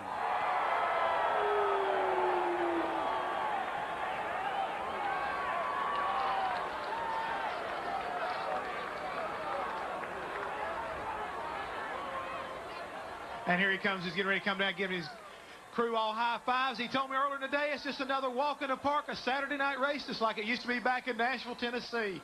He loves this kind of racing. Here he comes down the ramp. The fans just love it right here. Come here, Sterling. This right is what you've been looking for, buddy. It's your kind of fight tonight. You like to do the Civil War stuff. You're going to have a battle out here tonight. Yeah, we're starting, I guess, 14th, and got a little time on our hands, but the car worked good last night. I think we cycled quicks in practice, and hope the track didn't change much. I think the Coors Ridge will be pretty sporty tonight. There you have it right there. No holds barred tonight, buddy. Take it off. Got to get on with it. Got to get it on. Starting 13th, the number 18 Interstate Batteries Pontiac. Peter Jellin, Derek Jennings, Adam Olhausen, Jason Lee, Richard Boyles, Todd Meredith, Barry Cook, Alan Copley, and crew chief Jimmy Makar. Winners of the 2001 Pennsylvania 500, their driver, Bobby Labonte.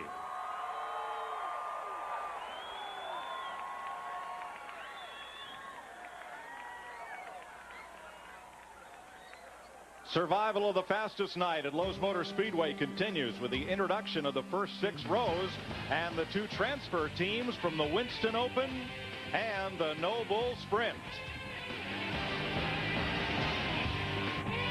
Star celebration with Jeff Hammond. I'm Chris Myers. This is like being back as a crew chief here, isn't it? I'm telling you right now, the guys that are coming down the stage by me so far, their chests are thrown out so far. They're so proud. They're so excited. It makes me want to say, hey, buddy, I really like working with you, but I want to go back over the wall tonight. This is such an exciting time, and the fans are just really charging that much more. Yeah. All right. Woo! All right, let's go back up to Mike Joy to continue driver introductions. Mike? Let's continue introducing the team that will start 12th, the number 25 UAW Delphi Chevrolet team. Randy Hildreth, Danny Robinson, Gordon Gibbs, Tim Whalen, Dave Collins, Steve Linyat, Tony Ham, Joe Klutz, crew chief Ken Howes, and their driver won the 2001 Pop Secret 400 to get them in the Winston, Joe Nemechek.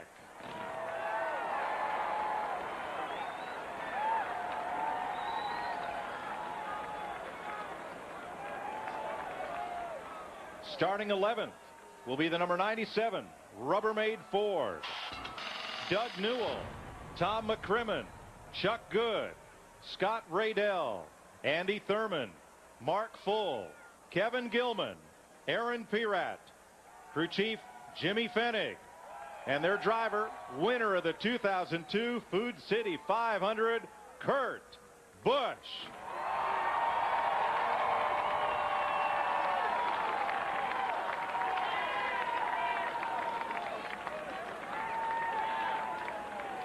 Starting 10th, the number 5 Kellogg Chevrolet. Brad Pickens, Lee Deese, Jay Smith, Dave Denning, Murray Tim, Jeremy Holcomb, Mike Bumgarner, Brad Diamond, crew chief Jim Long, and their driver, former Winston Cup champion Terry Labonte.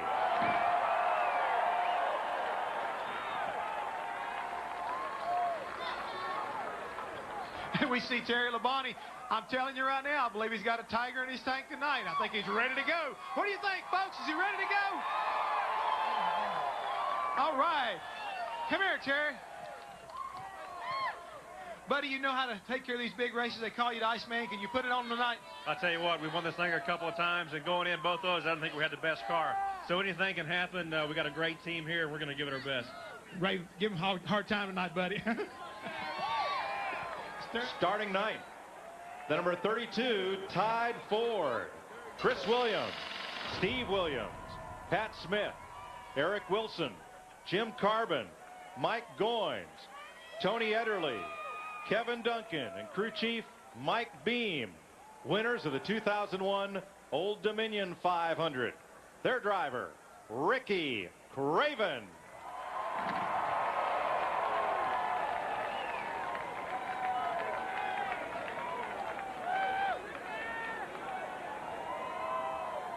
Starting 8th, the number 28 Haviland Ford.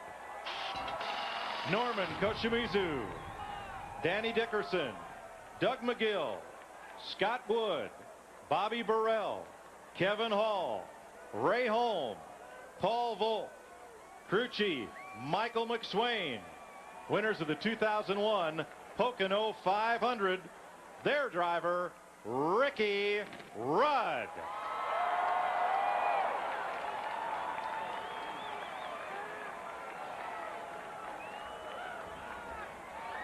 Starting 7th, the number 24 DuPont Chevrolet.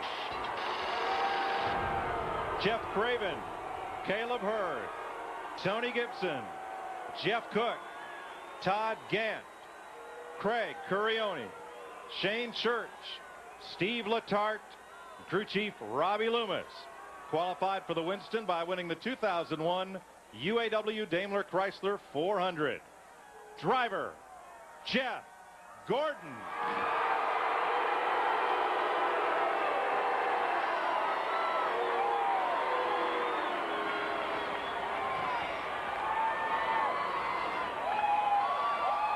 Four-time Winston Cup champion Jeff Gordon is here. Jeff, it's great to be amongst the fans. You're often a guy who spends time with his crew. By the way, I like the goatee, very intimidating. Thank you. Talk about what a crew means to you. You're often thought of as the face of the sport with your success. Well, you know, this is all about total teamwork. It's all for the fans tonight. It's just such an exciting event, and I just love the format that R.J. Rounds and the Winston brand has brought into this to bring the whole team aspect into it. We do it through qualifying, but we do it for the entire event, and if you don't have all the pieces together, the whole package, you're not going to win the Winston, and this is going to be one heck of a show. I can't wait. Good luck tonight. Where else can you reach out and touch the fans? Say hi to Jeff Gordon there. All right, good luck.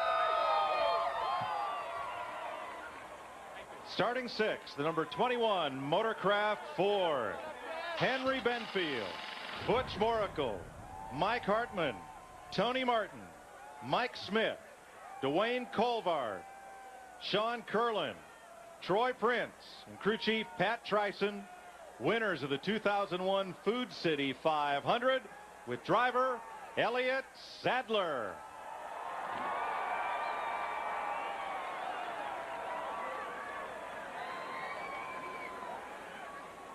Starting 5th, the number 6 Pfizer Viagra Ford.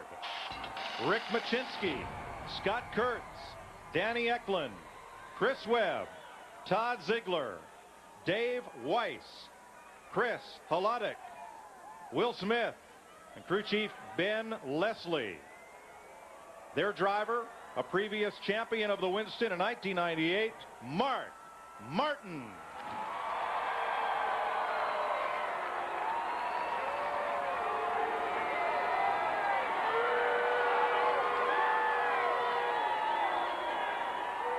Starting fourth, the number 99 Citgo Racing Ford.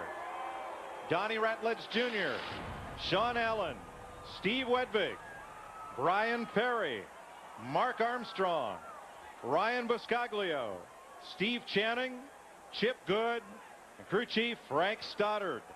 Winners of the 2001 Coca-Cola 600 with driver Jeff Burton.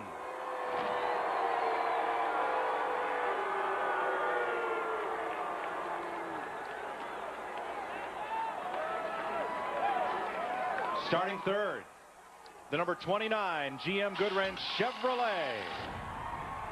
Danny Myers, Coy Hederick, Rich Burgess, Josh Yost, Greg Burkhart, Jerry Haley, Ron Otto, Steve Lawrence, and crew chief Kevin Hamlin. Winners of the 2001 Cracker Barrel Old Country Store 500, Kevin Harvick.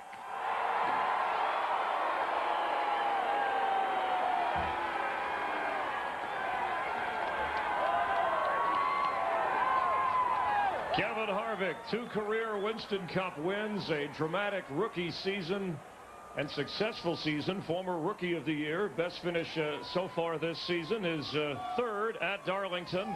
Hold on, just nice to see Happy Harvick, my buddy here. You're smiling. You want to race? No, not yet. Foot race right now? We'll do that a little bit later. The people are here to see you race, and I hear this is a no-holds-barred, all-out aggressive. This sounds like your kind of race. You're not going to hold anything back, are you? Well, I mean, that's not usually how we race, so we're here to put the pedal down and have a good time. This is all about the fans in the stands, and we're going to give them something to watch. All right, have fun, all right? Behave yourself. Thanks, Kevin. Starting second, the number 15 Napa Auto Parts Chevrolet. Jeff Opel, Warren Brozell, Pete Rondo, Jeff Kerr, Chris Crumley, Sean Ward, Greg Osborne, Chad Walters, crew chief Richard Labby. Winners of the 2001 Daytona 500 with Michael Waltrip.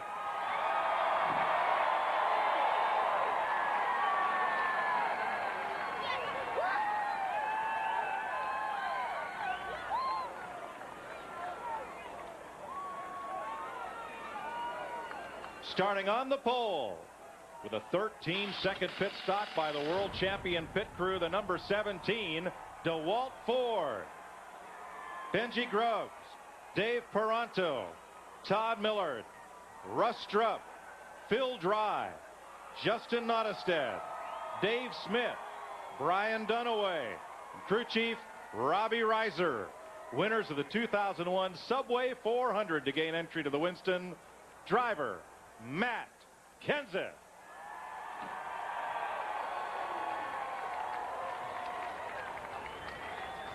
Three career Winston Cup wins for Matt Kenseth. 2 Winston Cup wins this season, of course, Rockingham and Texas. His second appearance in the Winston. And his crew. Hey, Matt, can you come on down? No prizes. Well, maybe later. Hey, you hadn't won a pole in Winston Cup, but your crew, stay here, guy. Your crew helped you win the pole here. Can they help you win tonight? Well, I hope so. That's the only opportunity I ever had to win a pole in Winston Cup is we have pit stops every week. So my DeWalt guys stand behind me. They're the best out here, and they showed it at Rockingham, and they showed it here. So hopefully we'll have a good car tonight, and I'll count on these guys for a good pit stop in this first section, and hopefully we'll have a shot at it. All right, have fun. Good luck. Good job, you guys. All right, take care. Those are the 25 teams that qualified last evening, and now for the 2 transfer teams from tonight. Winners of the Winston Open, the number 19 Dodge dealers, UAW Dodge. Chris Dana, Rick Muckenthaler, Aaron Kuhn, Ed Watkins, Travis Block, Tom Dean, Joe Krushek, Eric Wakeland, crew chief Sammy Johns. Winners of the Winston Open, driver Jeremy Mayfield.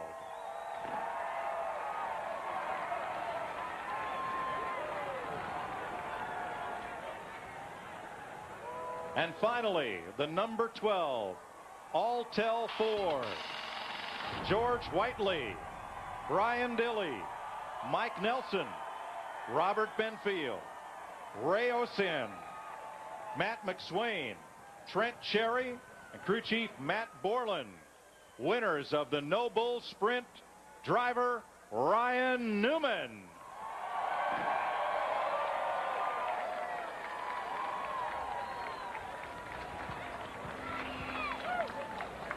All right, Ryan Newman, one of the young guns. Will it be a veteran or one of the rising superstars? All right, we're ready to race the Winston on FX.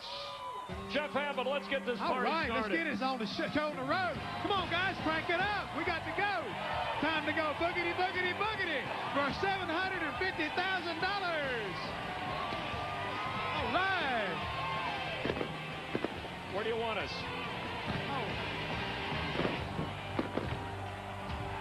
Lots of fireworks on and off the track.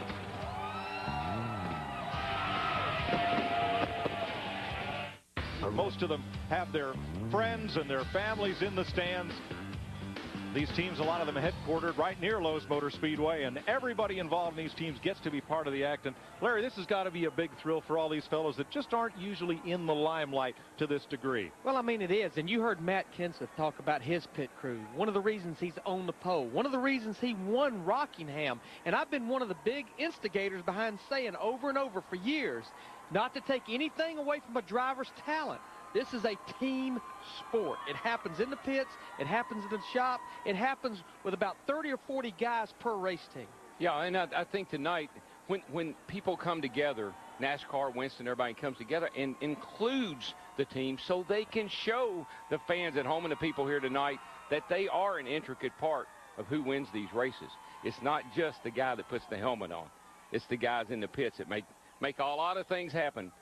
And they're going to get another chance to star tonight because the first segment of the Winston includes a pit stop. Sure does. They'll be on parade again. It's a mandatory under green 4-tire stop. And it's going to be interesting. We're going to see a lot of different strategies in that 40 laps. When to make it. Do we make it right at halfway? But, Darrell, no matter what, I don't want to be on pit road with 26 other cars. That's when you get fenders knocked off and a lot happening. I want to do it by myself, drafting. You don't need a drafting partner, but I want advantage of those 2 sets of fresh tires as much as I can get out of the fresh tires. Yeah, well, that's where communication, not just with you and the driver, not the crew chief and the driver, but the guys that are pitting in pit stalls near you, talking to the guys, say, you coming in next time? I'm coming in next time. You taking 2? I'm taking 4. There'll be a lot of communication on pit road.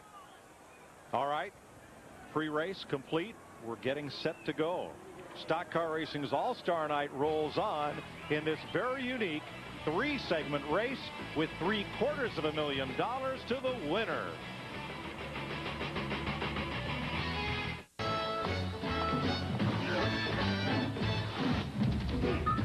Here they have a lot of fun. Put trouble on the run. Man, you find the old and young, twisting the night away. Yeah, twisting.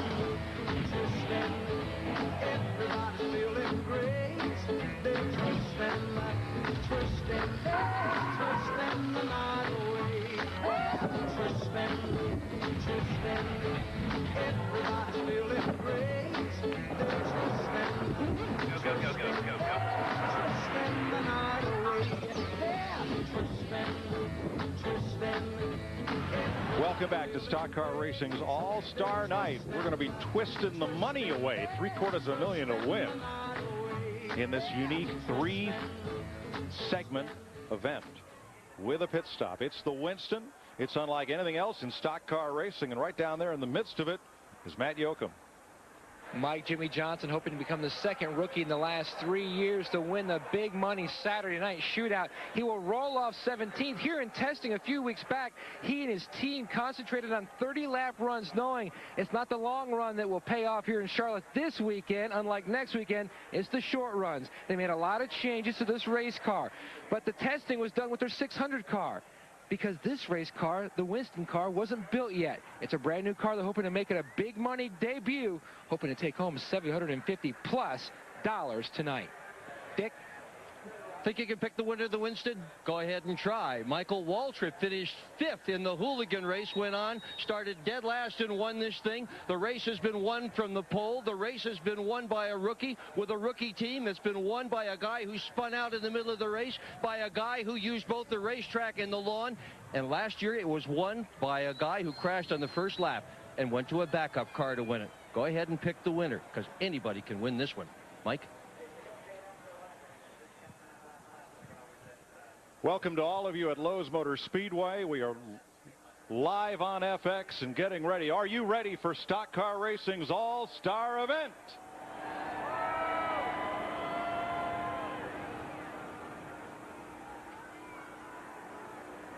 Drivers and teams, long at preparation, long days, longer nights, lots of hard work, and it all comes down to survival of the fastest.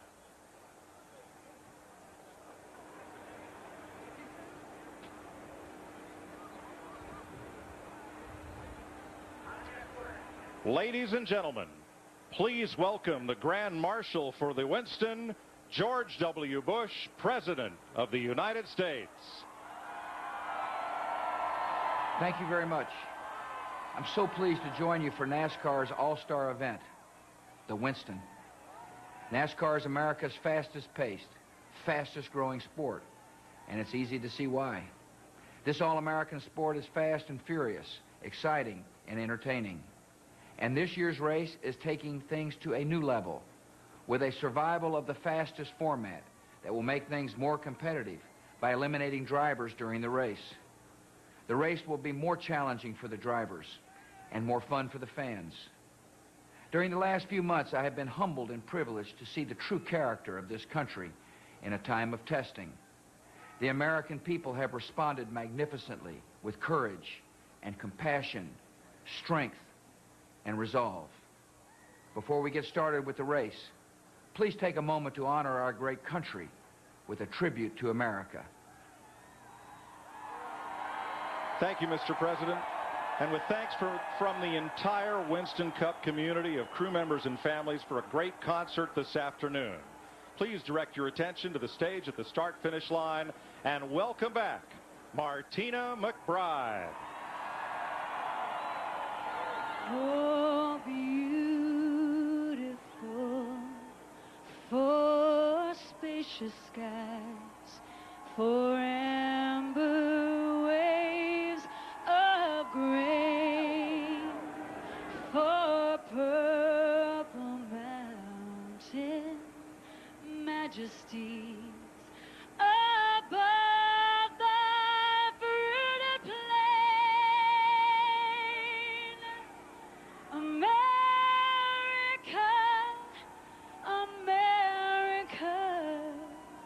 God shed his grace on thee and crown thy good with brotherhood from sea to shining sea.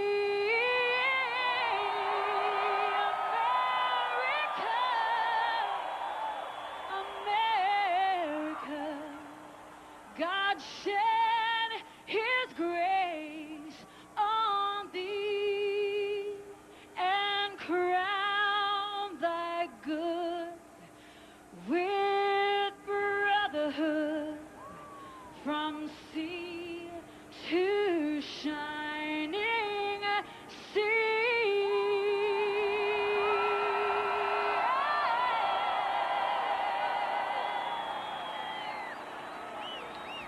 For our command, we turn to our Commander-in-Chief. Ladies and gentlemen, the President of the United States.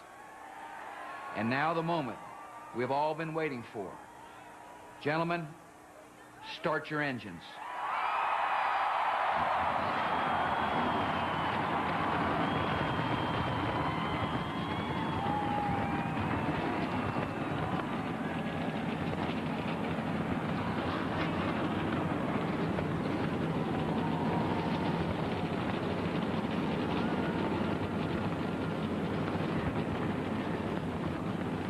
Set to go at Lowe's Motor Speedway on Stock Car Racing's All-Star Night. This unique three-segment event, the Winston, survival of the fastest. Tonight's Highway Star.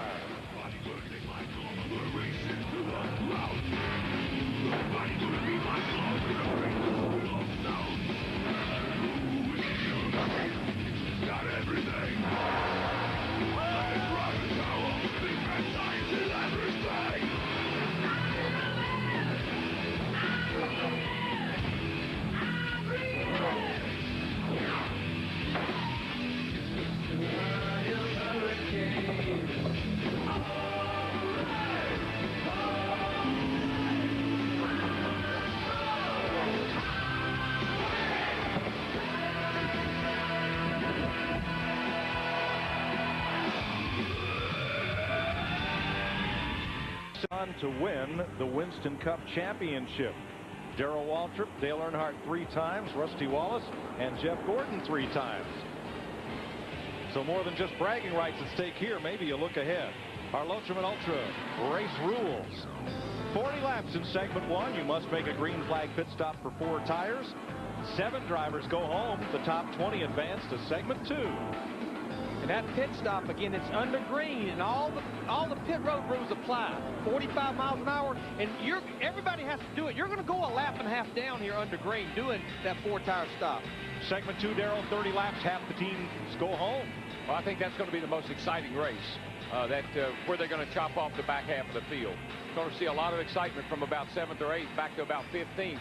Guys trying to stay in, guys trying to get in. And then the fans vote. How many of those 10 drivers get inverted? Like they're not going to vote 10, all 10 like they never have. The winner of that 3rd segment gets $750,000. Here's our STP starting grid. Matt Kenseth wins the pole in his 2nd Winston. That 13.23 second pit stop was all the difference. Michael Waltrip in his 10th Winston, the 96 winner. Kevin Harvick in it to win it for the 2nd time.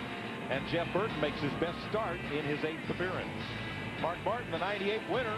Elliott Sadler, 2nd time around in the All-Star race. Jeff Gordon, the 2001 winner. He's in the 9th Winston. He's won it 3 times. Ricky Rudd, his 16th Winston. Ricky Craven is for the 2nd time. Terry Labonte, 17 out of 18 for Labonte. Kurt Busch, a Winston rookie, and Joe Nemechek in his 3rd. Bobby Labonte, his 8th Winston. He's been 2nd twice. Sterling Marlin's been 2nd 3 times. It's his 11th All-Star race. Dale Jarrett, his 11th try as well, 2nd the last 2 years. Robbie Gordon, an All-Star rookie. Jimmy Johnson, a rookie, and Bill Elliott in his 17th Winston. Mike Wallace for the 2nd time, and Bobby Hamilton for his 5th appearance. Rusty Wallace, his 16th consecutive Winston, the 89 winner. Steve Park, his 3rd All-Star race.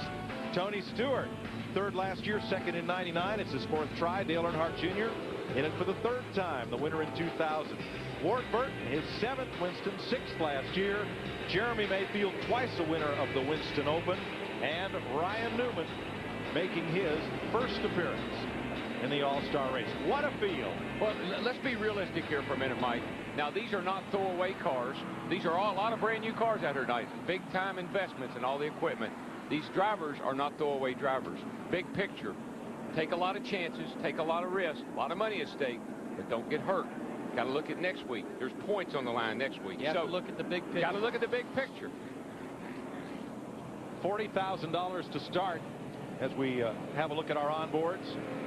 Matt Kenseth, the ATT onboard camera from the pole. Kevin Harvick, GM Goodwrench onboard cam.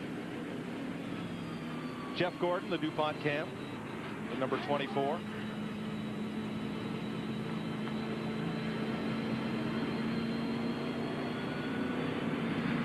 That doesn't look like Jeff. What was it, the goatee? The goatee. Yeah.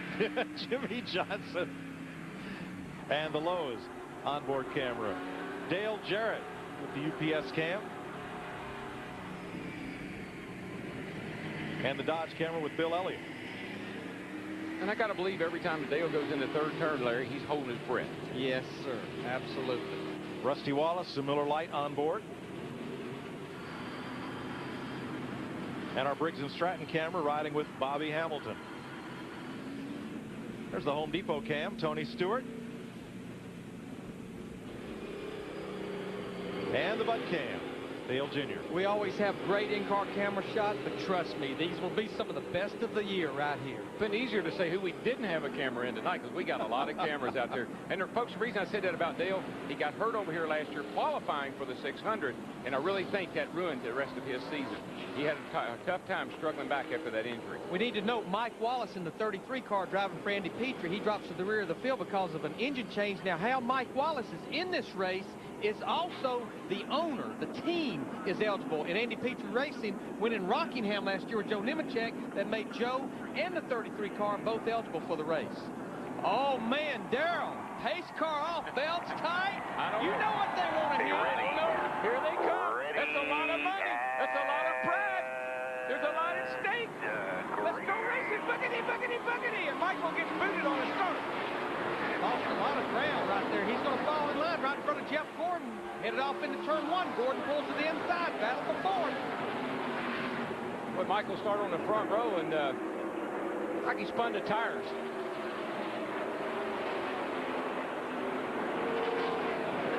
What a stack-em-up start that was. And right in the middle of the field. Look at this knot of cars. He can't hold back. Boy, Tony Stewart back here starting near the rear of the field. He's working the high side. He passed about 4 cars in 3 and 4. You got to be careful getting up on that outside, though, because you'll get pushed up into that outside wall coming off of turn 4. Now, on the Fox top of your screen, those drivers whose names are flashing are the drivers who right now are not in positions that would transfer to segment 2.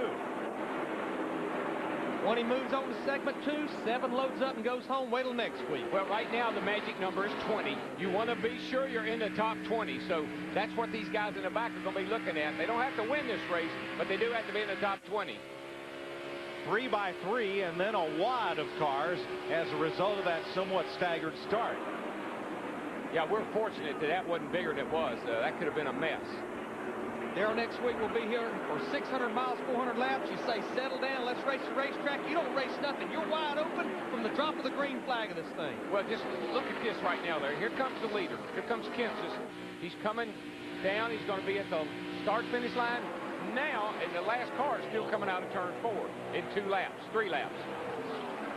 And that's the thing about here at Lowe's Motor Speedway. You get out front, you can go. But I tell you, he's going to have his hands full with Mark Martin, his teammate right now. Mark got a well of a run off turn 2. He's right on the rear bumper of Matt down the backstretch. 2 Roush cars, 1-2, and behind them, 25 crew chiefs who are all standing there saying, don't worry, we'll get them on pit road. And that's going to be so important. Remember, sometime during this segment, there's going to be a green flag pit stop, mandatory by all race teams. So much rides on those pit crews just as it did last night and like it does every race day. Well, there's so many. How many times have we come here and see Mark Martin dominate this race in a Busch car and win the Winston Cup car as well? And that's looking like the Mark of old right there, boys. Right here. This is around the transfer spot right here. Looking for 20 cars. The 48 car right now, he's 21st. And they are wadded up right there. The guy that's really on the move, though, is up there on the outside. Tony Stewart coming off turn 4 on the outside right there.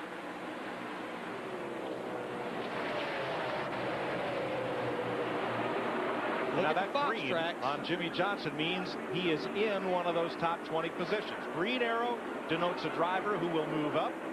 Crash, turn 2. Sideways, is that Steve Park? I don't know if he's hit anything yet or not. I don't think he has. Caution is out. Caution is out. I don't think he got any damage on the car. Now remember, folks, it's a restart just like the start of the race. They line them up first on the inside, second on the outside. Now, I don't think anybody will pit unless they're at the rear of the field, but this pit stop will not count because that pit stop has to be under green. Now, Park's got a problem. He's got a right front tire down. If that tire starts to come apart before he gets around here, it'll tear the fender off the car. See what happened to Steve Park. He just loses it. It gets loose. It comes around. Boy, look how close his teammate Dale Earnhardt Jr. in the Budweiser car. Jr. can't see a thing. He's just going through the smoke, hoping that Park's not there. I'd say Dale Earnhardt Jr. locked his tires up. He'll probably have to come to pit road for 4 tires. Now, if a team was on pit road, here's another look at it. And there's Park gone from the back of Jimmy Johnson's car. And no apparent damage to Steve Park's car. A lot of these cars are loose. They start them out loose because the track's always a little tighter at night. And that's just too loose for Park to hang on to. Now, if a car had been on pit road when the caution came out, that would have been a legal green flag stop. As long as you're past the entrance. But nobody's made one yet. You're going to have to stop. The question is when. Getting set for the restart. You want to see close. Steve Park goes for a spin, and we'll show you close. Boy, Dale Jr. just does an incredible job of just not panicking. Don't panic. Drive right through it. From Dale Jarrett's on board.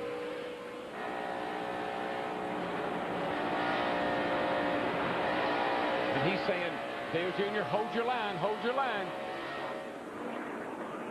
Several cars made pit stops. Matt? And Mike, Dale Earnhardt Jr. was one of the cars that made a pit stop. Jr. was a little concerned that he might have flat spotted his tires trying to get out in the binders, not to hit Park. So they just made the stop, and they're good to go. Mark Martin is the new leader. Won the race back to the caution flag, so he and Kenseth start side by side. All of our restarts in the Winston are double file restarts. Just like the start of the race. Right. None of this lap cars to the inside. No, and it'll be better because that initial start spread the field out. Kenseth did not get a good start. Mark Martin did. Seems like guys on the outside can't get going. Look who's in the mirror now. Jeff Gordon came right with him. 2 by 2 behind him, though. Kevin Harvick back there in that 29 car. Well, they're going into turn 3. Wow. Hold on to it, boys. Dick Berggren. Radio contact from Mark Martin to his crew. Water temperature up to 220. Mark's not worried. Says that motor likes to run a little bit hot. Delighted with the way the car is running. It's just a tad tight. He doesn't want to change anything. He shouldn't. He's leading. These guys, they'll run as much tape as they can possibly stand on the front of that thing. Helps the drag, helps the front downforce. It'll run a little cooler out there in front with no traffic in front of it. Need to document Bobby Hamilton, Mike Wallace, Rusty Wallace, Dale Earnhardt Jr., and Steve Park. 48 car just stopped over there in turn 2. About caused a big wreck. I don't know what happened to him. May have cut a tire down. Right rear. One out of the right rear. Pit, pit, pit. Road speed 36. Well, he'll get to make his pit stop. Exactly. Yeah, he'll go ahead and get 4 tires. He'll have that behind him now. So he's not out of this race. No, but having a limp to pit road is certainly hurting. Right. 45 miles an hour all the way down pit road, entering and leaving. But this is when the crew's got to stay on him now. Don't get down. We still got a chance. Everybody's got to make a stop. We make ours now. And that's going to be one critical thing, too, Darrell, is making sure these drivers, you don't get caught speeding. NASCAR told me they would be watching that really close. Transfer spot back at 20th place. On pit road now, and I don't know if this is scheduled or not, but Matt, do you know? VW flat left front on Jimmy Johnson's car. They made a wedge adjustment. His car was loose. He didn't want to pit under that last caution, 14.5. Didn't want to give it the track position penalty. He could hang on to it. And Jimmy Johnson is just leaving pit road. Leaders are coming off turn 4 like we talked about. A little over a lap and a half down, making those green flag stops. Bill Elliott's just now leaving his pit box. As his teammate, Jeremy Mayfield, winner of the Winston Open, comes onto pit road. Here's the battle for the transfer spot. Ward Burton has it. Bobby Hamilton looking.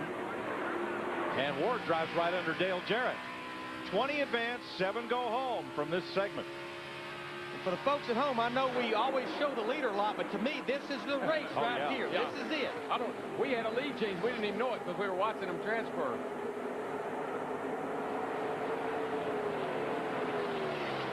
Jeremy Mayfield, his group completes his 4-tire stop. He'll be headed back out. He's going to be, once again, about a lap and a half down. But no worry, everybody has to make that green flag stop. It looks like the 9 and the 19 were on the same strategy. They came in a lap apart.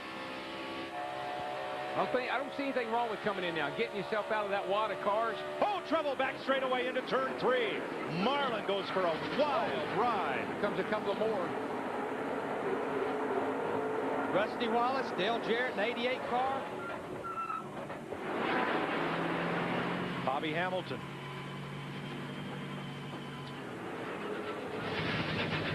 What I see is a lot of these cars are cars that pitted and they were back in the back of the pack. Pitted on that last caution. All right, Sterling moving around in the car. The car is taking a hard leg. Dale Jarrett, okay.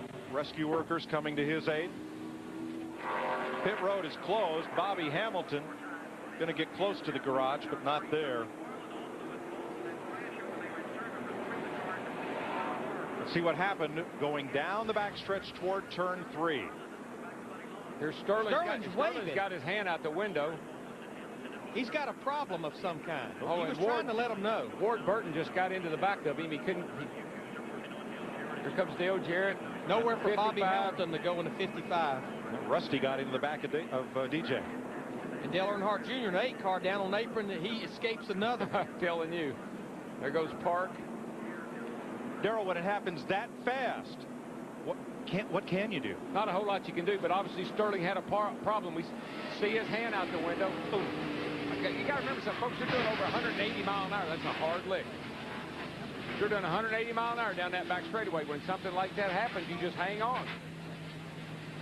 You have so little time to react. It's got to be. Watch Sterling right here.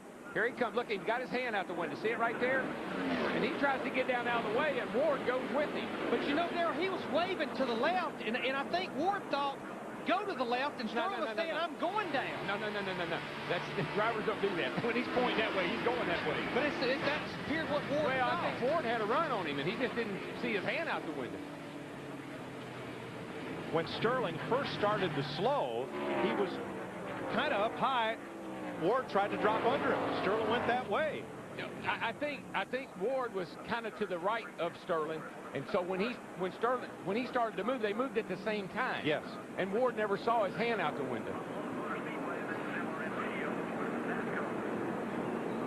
Darrell, if you look, when he comes down here, he's waving outside with his left hand. Then he comes back to the steering wheel, and you see his right hand waving at the last second. I'm just wondering if that confused Ward.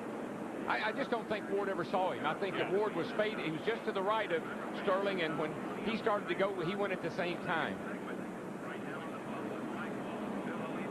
From Dale Jarrett, looking back, about to see Rusty very large. Wow.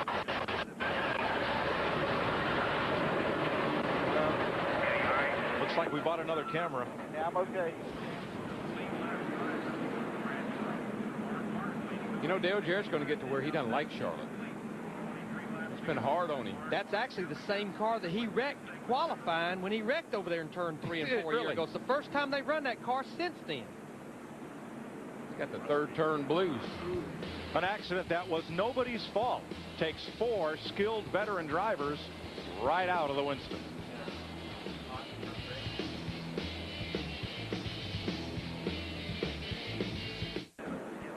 A devastating 4-car crash in this first segment of Stock Car Racing's all-star race, the Winston. Sterling Marlin had a problem.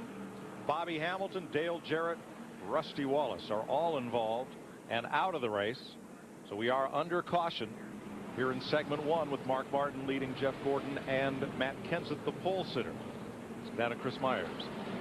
All right, Michael, 4 times the current points leader coming into this race, won this all-star event. Of course, it's not a points race, as we have talked about all evening. Jeff Hammond, Mike made the observation before that these are headlined experienced drivers in Rusty Wallace, Dale Jarrett, Sterling Marlin, Bobby Hamilton. So it certainly affects the kind of racing we're going to see the rest of the night. It will affect it some, but let's go back and talk about what happened coming down the back straightaway. From where we were viewing this right here, we noticed that Sterling Marlin coming down the back straightaway sticks his hand out the passenger side. You see him right there waving. Keep watching, and all of a sudden the hand will go back inside, and you'll see his hand come back up. The right hand, right about now, it comes up. It starts waving right there. Yes. He had a problem of some sort, and he was trying to let Ward Burton know what was going on, but it was too late. Ward clipped him. This triggered the accident. So something really bad had happened inside that car, and Sterling was trying to get everybody's attention, but it didn't work. And Ricky Rudd, a terrific job of getting around that activity. Also, Dale Earnhardt Jr. Let's go down to Matt Yoakum for more. Matt? Well, Dale Jarrett has walked out of the infield care center. You look good. I know you're disappointed, though. What happened? That's a good question. I don't know. Something happened in front of me. I think Sterling might have said he got turned around there. And, you know, on the straightaway, in the corners is one thing. But everybody's in a hurry. That's what this race is about. And I got on the brakes when I saw the smoke.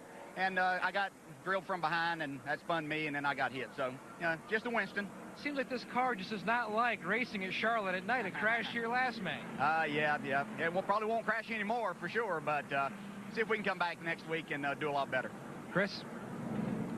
All right. That's Dale Jarrett, of course. Yeah, and you know, you can see right there, that's when he say this is what they call the Winston. You know, it's a situation where when you come here, a lot of times you don't expect to bring a race car back. Even though you bring maybe a brand new race car, it's worth the effort to try to win all that money. It's, again, amazing with all the sparks flying at night and the debris that the drivers walk away not injured, and Dale Jarrett certainly can have a smile on his face. And for the second time tonight, Dale Earnhardt Jr., who talked about driving with guts in the in-car shot right there. He sees the smoke, heads to the apron right there, and avoids another one. There you go, you're back.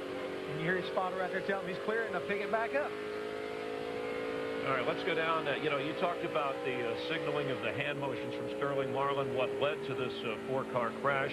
Let's go down to Matt Yoakum, who's standing by. I've got an explanation. He's with Sterling Marlin. Matt? And Chris, I have caught up with Sterling. Sterling, what happened? Were you trying to get down to the inside? We was going to pit, you know, normal deal, and had my hand out, I was waving and still in the gas, and Ward just took us in the rear, turned his head on in the fence. So one of them racing deals, I guess.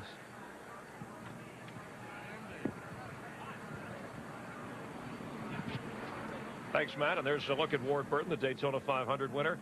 You know, if we reflect back to the Daytona, I think there was a little incident, if we recall, in which Ward Burton I don't think it had anything to do with that right there. Again, this format is a little bit different than what we're used to seeing, where the guys are trying to make these things, these green flag stops, and some strategies come into play, and I think that's probably what has happened here. We thought he had a problem, but, hey, he was trying to get to pit road to perform that service so he could get back out there and have an opportunity to win this thing. Wreckers, checkers. That's exactly right. Part of the strategy. Let's go back up to the broadcast booth with Mike Joy, Darrell Waltrip, and Larry McMounts. Okay, I see what happened as we look at a replay of this thing. Now that we've talked to Sterling, if you'll look back here, he's pointing. See, he's got a finger. I'm wanting to go down on the inside. Let me down to the inside. Now he gets his hand in there and starts waving. So I'm going to pit. I'm going to pit. And he got ran over from behind. But I still, Darrell, that finger pointing to the inside, I still could possibly see where Ward Burton was maybe thinking, he wants him to go to the inside. I mean, I could see where it could be very confusing. Larry, let me give you one more possibility. Ward was on the outside of Sterling when he had his hand out the left window. I don't think Ward could see that. He was definitely not right behind him. No. He was favoring the right-hand side. Don't think he could see that. Jimmy Johnson is going to pit again. He pitted during the prior caution. And Jeremy Mayfield in the 19 car, he pitted about a lap or so as well. Now, they're losing track position, but I still believe this is and Darrell, you and I were talking about it, I think this is a break for Bill Elliott, Jimmy Johnson, and Jeremy Mayfield. They went a lap and a half down, making their green flag stop. They've made that half a lap up now with this caution. These other 20 cars still have to make their pit stop, but I believe we'll see them there just as soon as they take the green flag when they come back around. Good news, bad news. Everybody says, great time to pit, and everybody's going to pit together, and that's going to put a mess on pit road, which you didn't want. You want to be an all-star stock car driver? Watch carefully.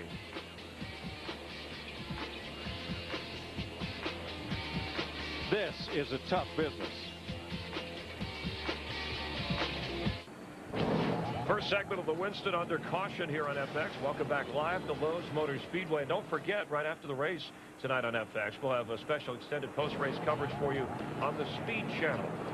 And then after we go off the air, you switch over to the Speed Channel for more interviews and race analysis. And then on Monday at 7 Eastern, 9 Pacific, NASCAR Inside Winston Cup. On Friday at 10 Eastern, from trackside at Charlotte, Darrell Waltrip, Larry McReynolds, Jeff Hammond, and Steve Burns. To get Speed Channel, call 888-22-SPEED. That's 888-22-SPEED.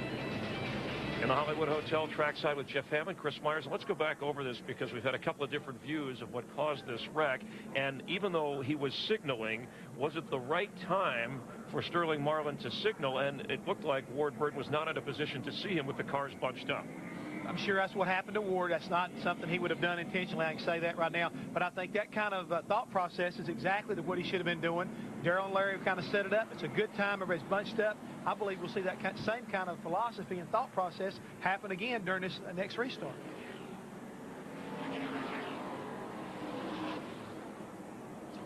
Getting set for the restart, Mark Martin, Jeff Gordon, Matt Kenseth, Ricky Craven up to fourth, Robbie Gordon in fifth, Kurt Busch, Kevin Harvick, Michael Waltrip, Elliott Sadler, and Jeff Burton, the top 10. In the transfer spot right now, Mike Wallace. The fellows who need to get going are Bill Elliott, Jeremy Mayfield, and Jimmy Johnson. Mike, what happened over there was Sterling, what he should have done, as soon as he stuck his hand out the window, he should have gone to the left, down out of the way. That would have signaled everyone, I'm going to the pits. But there's so much at stake. You got to make a quick stop. He wanted to stay up there, run as fast as he could to get down here to the entrance of pit road. So he was staying out there longer than he should have. If he'd have dropped down, Ward would have known what he was doing, and I don't think would have had that problem. So 4 cars are out. Will you pit now? One driver's thinking about it. I heard them right in the driver's meeting, right, Mark? As soon as you take the green flag, you have to take the green flag, and then you can pit, right? I didn't hear that, but that's what I assume. That's how they do it in, you know, in the old days when you had to take the green and then come in. 10-4. And what he's saying, you have to take the green on the racetrack. You can't just come down pit road as the pace car comes off. You have to take the green. So this is going to be exciting. We're going to see a lot of cars on pit road here within a lap. What I liked about what I heard a calmness in Mark's voice. He was just very, very calm, in control.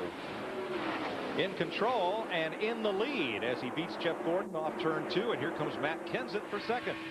I think that hot rod's showing why he's got a calm voice. He knows he's got these cats covered right now. Darrell, third time tonight, the outside front row car doesn't get a good restart. I think they're picking up a lot of trash up in that upper groove, getting it on their tires, and they just don't take off. Oh, here they come. Here they come. They got to be 45 miles an hour. We have a few cars that pit. Robbie Gordon almost in the grass, and the 31 car locks them up. 11 cars come to pit road. Boy, that's what you didn't want to have happen. Now, it's all right. Mark and Kenseth's all right, but look at all these guys back there behind them. I mean, Terry Labonte in the 5, he's sandwiched in. Dick Berger. Mark Martin has got a terrific car. He talked with crew chief Ben Leslie about potentially changing air pressure in the tires. They decided this car is so good, they're not going to touch a bolt. They're not going to change air pressure. They're not going to do anything except put 4 tires on and a little bit of gas, just enough to go out and win this segment of the Winston. Oh, boy, that was awful close on pit road between Kenseth and Mark Martin. To Matt. And Jeff Gordon looking for his 4th Winston victory. Robbie Loomis calling him down into his pit stall. He was good down in turns 1 and 2, a little tight in turns 3 and 4. They were not going to make any chassis adjustments. They discussed it. Robbie told me that you could tell by the calmness in Gordon's voice, it wasn't that bad. They are going to make a 4-tire change. Steve Letarte helped index that left rear, and Gordon is down and away, 14.2 seconds. Mayfield's made a stop. Here comes Dale Jr., Bobby Labonte, and Ward Burton to pit road. I'm telling you guys, when it's all over with, we don't have any more cautions. The races between Jimmy Johnson, Jeremy Mayfield, and Bill Elliott. They're way out front of these guys that had to make these green flag stops here since the restart. Because they stopped before the caution caught them back up, and now everyone else is playing catch-up. Jeff Gordon and Ricky Craven are having a hard time just getting back up to speed ahead of the 4th, 5th, and 6th place cars. And right now we have Michael Waltrip and Jeff Burton. They still have to come to pit road. As Kurt Busch in the 97, he's on pit road for his green flag stop. Dick Burton. Here comes Kurt Busch. They were worried last night that the engine in this car might be bad. Very concerned if they had to change it. They would have had to start in the back. Turned out to be a distributor. They changed that right now on pit road for a 4-tire stop. No fuel going in. They don't want any weight to this car. Weight slows them down. Busch, 4 tires gone. 14.7, a nice stop. Michael Waltrip leads. He's the 5th different leader of this race. Jeff Burton right behind them. They have not stopped. Everyone else has. And we had a near miss on pit road. Here it is. These are teammates right here now. They usually work together, but tonight it's all about winning. They're rubbing into each other. That's not good. Kenseth's already got a little damage on the right rear there, you see. And that could have been big. You don't want to disturb those front fenders, not at this high-speed racetrack. Oh, no. Michael Waltrip, Jeff Burton still running 1st and 2nd, but remember, they still have to come to pit road for 4 tires as we have 9 laps to go. And Everham's strategy is working out. He's got the 9 and the 19th running 4th and 5th with the cars in front. Jimmy Johnson's up there. Still got Michael and Burton that got a pit. And right now, Mark Martin would be the first car that has pitted since the restart behind these guys. He's 8.5 seconds behind Jimmy Johnson. Yeah, just to give you an idea, here comes Michael. He's coming to the line. He's at the line now. Mark, he's still in the middle of 3 and 4. Jimmy Johnson may take over the lead in this race before those 2 cars make their pit stop. He is fast. He has fresher tires than those guys. And on the watch, he's Larry's about a quarter of a second a lap faster than Waltrip and Burton. And again, that's called fresh tires. Remember, he pitted even under that last caution. When you throw a green flag pit stop into the, here comes Michael. Here comes Michael. Well, he got in there nice. I like that. Nice entry. Whoa. Okay, comes the start finish now. He brought her on pit road, buddy. Dick Berggren. Michael Waltrip, 3,900 RPM in second gear, among the very last to make his pit stop. Like the others, this must be a 4-tire change. They don't have the option of 2. Rules require 4 tires. No fuel, 0 fuel going into this car. As others are out there racing, Waltrip on pit road. Not the very fastest pit stop we've seen all night by any stretch of the imagination. Michael jazzing the motor, 17-1, just plain a slow start. Not a good stop. Jeff Burton, the leader. Right now, the going homers at the end of this segment would be Ryan Newman, Steve Park, and Mike Wallace. But they're all right there together. Well, if you're Frank Stoddard, Jeff Burton's crew chief right now, you're a lonely guy, Larry. Well, yes, you are. Don't you think, Larry, the longer he sets out there now, the worse off it's going to be? Yeah, because again, he's giving up a lot of time to those fresh tires. He's sitting out there with 35 laps on his tires. And Jimmy Johnson's going to pass him before he gets to the pits. Well, Jimmy has actually already passed him. Jeff Burton is basically on a lap by himself right now. Jimmy Johnson just got back on the lead lap by passing him. Right, and that will all change when Burton makes his mandatory stop. Ooh, I thought he was going to try to come down there then. 4 laps to go. I'll put on throttle to it. It goes at 9,500. 9,500 at the transfer spot. Somebody's turning 9,500. That's a lot of RPM. I know that. And Ryan Newman moves into 20th. With 4 cars in the garage area, there's 3 cars in this pack right here, which right now would be Ward Burton, Steve Park, and Mike Wallace that would not transfer.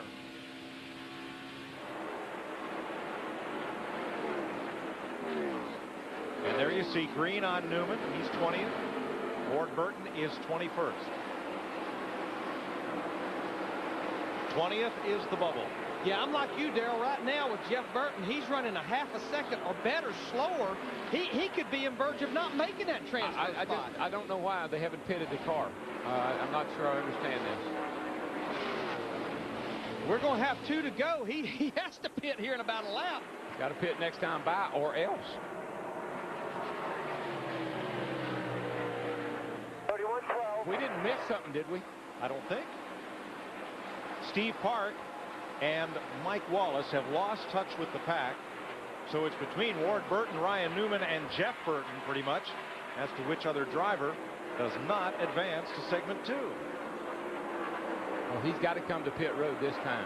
He's down on the bottom of the racetrack. He's not coming.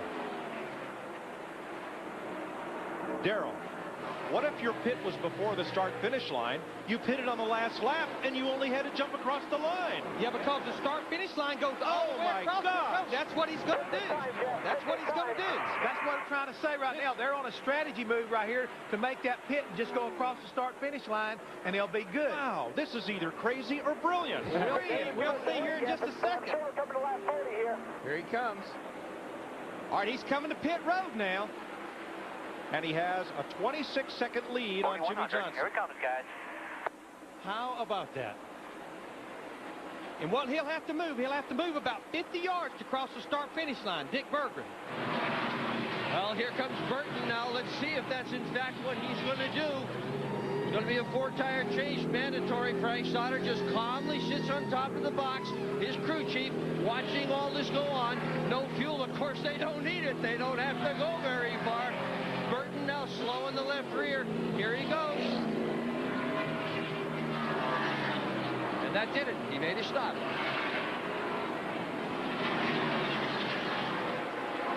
And here they come for the transfer position. Ryan Newman ahead of Ward Burton.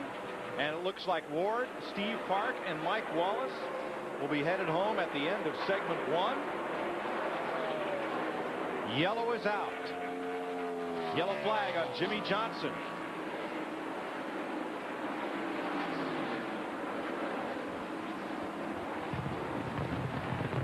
I got to be the first to admit, I'm a little confused.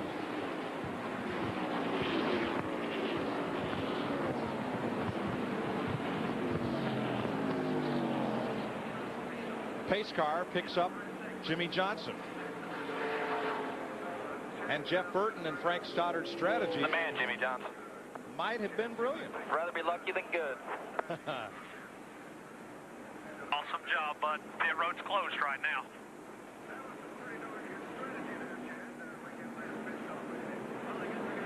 But now we'll have to check with scoring because our monitor's showing 41 laps. This was a 40-lap heat. Now he's back up to Jeff Burton's second. Now things have been reordered. Jeff Burton slips across the line. He is second to Jimmy Johnson. I have got to tip my hat to Frank Stoddard. I can't wait to see him after this race regardless, because that was a brilliant call. It was brilliant. It was brilliant. Pit before the start-finish line, so when you make your mandatory stop, you only have to go 200 feet. How about that? There he is. Pride of North Haverhill, New Hampshire, Frank Stoddard. How'd you come up with that, Frank? Well, you know, we didn't have a whole lot of stuff to do today, and the clutch is slipping, and we won that race right there. But I don't know. We just thought about it. You know, all the guys got together. We wanted to come up with something different here, see if we couldn't get something out of them, and almost pull off a win right there if the clutch wasn't slipping. It's the Winston. Something different always happens. This time, Stoddard snookered him, Mike. Well, guess what? Next year, there'll be a rule against that. Believe it. So, along with the 4 cars that crashed, Sterling Marlin, Bobby Hamilton, Dale Jarrett, and Rusty Wallace, Ward Burton, Steve Park, and Mike Wallace will go to the house. Jeff Burton and Frank Stoddard, amazing pace. They came across the line at 45 miles an hour to finish second. You don't see that anywhere else. Welcome back to the night of the unexpected. It is every year in the Winston, and that man right there, Frank Stoddard, has us all still shaking our heads for the brilliance of his move. Yeah. Pit before the start-finish line, pit on the last lap. All you have to do is come across the line, never mind get up to speed, and that's why this is the 7-Eleven pit move of the century. Never mind the night. That's right. Slurpees all around. What do you say? Pretty awesome. He's making his mandatory green flag stop. He had to move about 100 yards, and he completes lap 40 in second place. At 45 miles an hour. There's the cars on the racetrack crossing the start-finish line. Here's Jeff Burton crossing the start-finish line right there. Brilliant. Absolutely brilliant. That's called a very fine reading of the rules and the white space in between each line. Yes, the gray area. Gotta love it. Dick Berggren. Well, we got a pile of crew members underneath Jeff Burton's car. I'm going to see if I can get through him here to talk to Jeff. Jeff, how bad is that clutch? Well, it's pretty bad. We're hoping that just the throwout bearing has somehow or another gotten where it's engaged in the clutch. If that's the case, we can bleed all the fluid out of it, and I can just not use the clutch. And they have to push me off pit road, but I don't need the clutch from then on anyway. So if that's what the problem is, we'll be okay. How about that move by your crew chief? Yeah, we sat down yesterday and looked at that thing and said, man, that's a no-brainer right there. So we were afraid that somebody'd ask the question in the driver's meeting, but nobody did. So we planned to do it the whole day, just tried to make sure we stayed out of trouble. And, you know, had the clutch not been slipping, we would have won the thing. I mean, we were going so slow there at the end, we would have won it. But, you know, that's a smart move by Frank. You know, this is a great race team. We're just having a little trouble right now. And the word is team to Matt Yoakum. And Dick, Jimmy Johnson trying to join Dale Earnhardt Jr. as rookies who win here in the Big Money Winston. Jimmy Johnson, I think he'd rather be lucky than good tonight. That's it, Matt. You know, tried to get some positions on a restart. Got into it with Elliott, and I cut a left front down, and the way the deal cycled out with a green flag pit stop, it worked out in our favor. We got a great hot rod. It was really loose. We worked on it and have a good car, but track position's everything like it is these days. And it's pretty cool to win with the Lowe's Monte Carlo. Power of Pride on the side at Lowe's Motor Speedway. Hopefully we can win the big check at the end.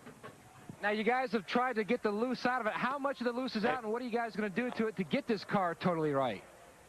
We've made some huge changes in the car, and it only responded about, you know, 60-70% of what I needed. So the track's really looser than we expected. It just seems really cold and like the tires are like hard and it won't grip right now. So we're just trying to tighten it up with some wedge. Took a spring rubber out of the right rear. And Chad's working some magic over. We'll be in good shape. They already have one $50,000 deposit slip. Now looking for 800 more thousand tonight. Mike? 50 grand to lead the first segment.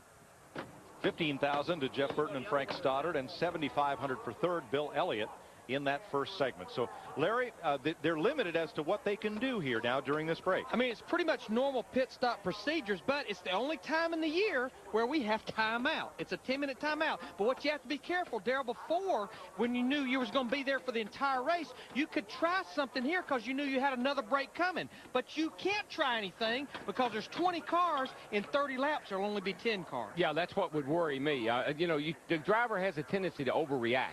Oh, I'm loose.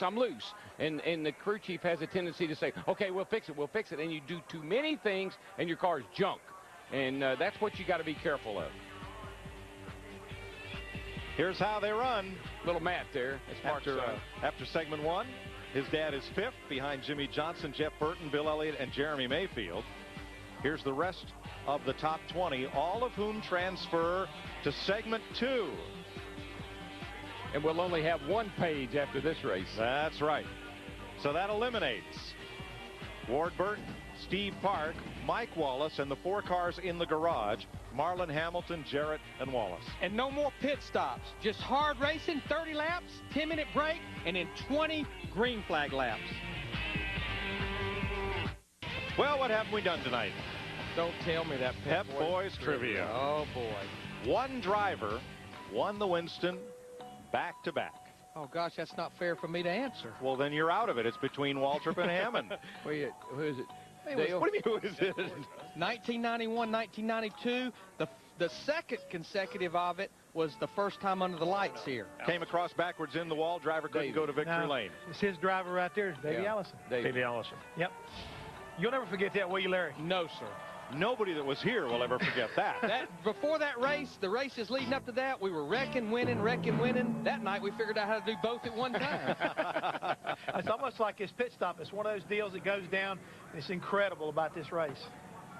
Yeah, you know, the NFL has the flea flicker gadget play. There's the hidden ball trick in baseball, and Frankie Stoddard and Jeff Burton and the crew there have come up with, what would you call this, the creative pitting? Or again, it's pit strategy. All weekend long we've been talking about these teams, the pit crews, and the way everything kind of communication goes into it. It's the ultimate short pitch, you might say. It really worked out well in their advantage, and you know, I really commend them. If Darrell was your driver, he'd say, why didn't we think of this? Why didn't anybody else think of this, Jeff?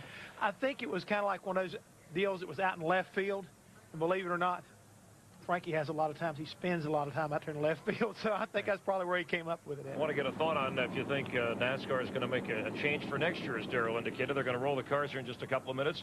We're going to get ready for the next phase here, which will be 30 laps, 20 cars advancing here. We'll be back, a night at the Winston, NASCAR's All-Stars, live on FX. Glad to have you along with us. A special night, All-Star Weekend at the Winston, and the first of the 90 laps in the Winston, the 40-lap segment run. Jimmy Johnson, the rookie in his first Winston, winding up with the victory. 27 cars starting out. Some problems early for Steve Park on lap 6, and Dale Earnhardt Jr. just doesn't get by. Had to get by another incident later on lap 15. Watch closely as Sterling Marlin tries to signal, tapped from behind by Ward Burton. 4 cars taken out, including Dale Jarrett and Rusty Wallace. Since lap 11, Jeff Burton takes the lead, and with some creative pit stopping, if we can call it that, required green flag pit stop, he ends up surviving to win, Jeff. Well, what they did, Frank Stoddard and come up with the idea that, hey, start-finish line extends all the way across pit road, and they knew all they had to do was get across that start-finish line to meet the requirements that NASCAR had set. Now, and when I say to win, obviously to finish second and transfer into the main to the second round. And do you think briefly that NASCAR will make an adjustment on this rule for next year? Absolutely. All right, let's go back upstairs, get ready for the next run. 30 laps in segment 2, and rejoin Darrell Waltrip, Larry McReynolds, and Mike Joy. Now, I said at the end of that segment, our scoring monitor showed 41 laps, and let me explain that. 40 laps is the distance, but rather than wave the caution and have drivers racing to the caution flag, they let the field come through on lap 40.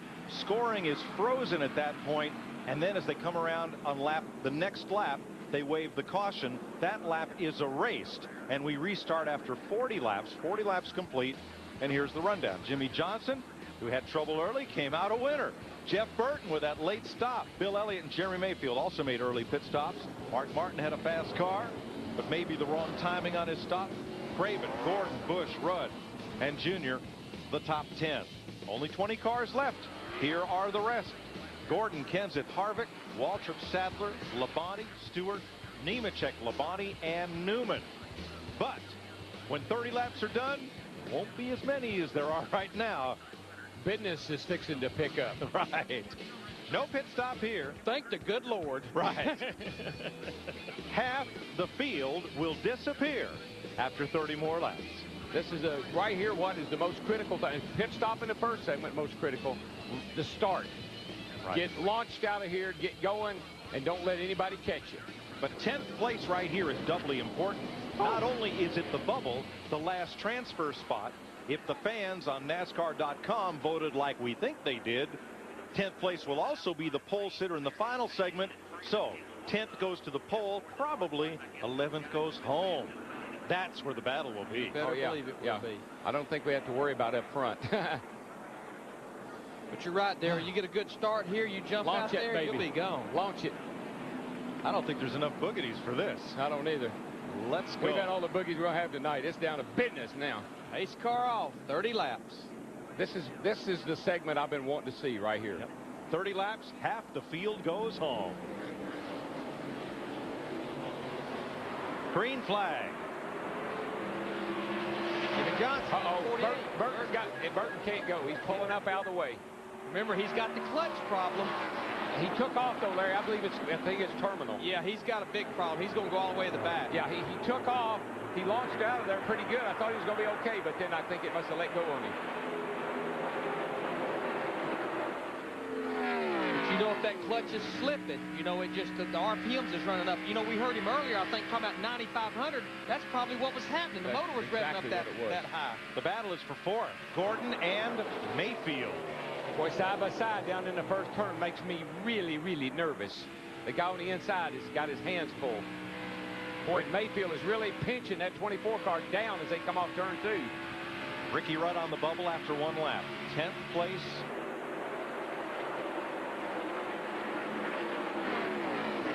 The 17 cars in the transfer spot, and he wasn't very good in that first segment. He fell way back there. The car looked like it was really loose. Well, Robbie Gordon in 31, he was up there in about 8th or 9th. He got loose, I believe, and had to move all the way up. Here's a battle for second. Mark Martin, Bill Elliott.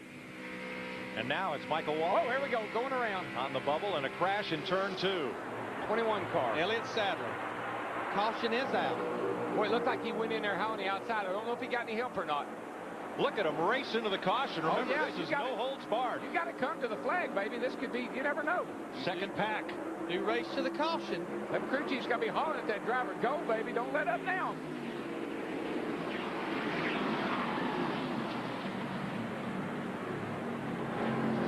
That was a wad right at the flag. It looked like Talladega, the finish at Talladega.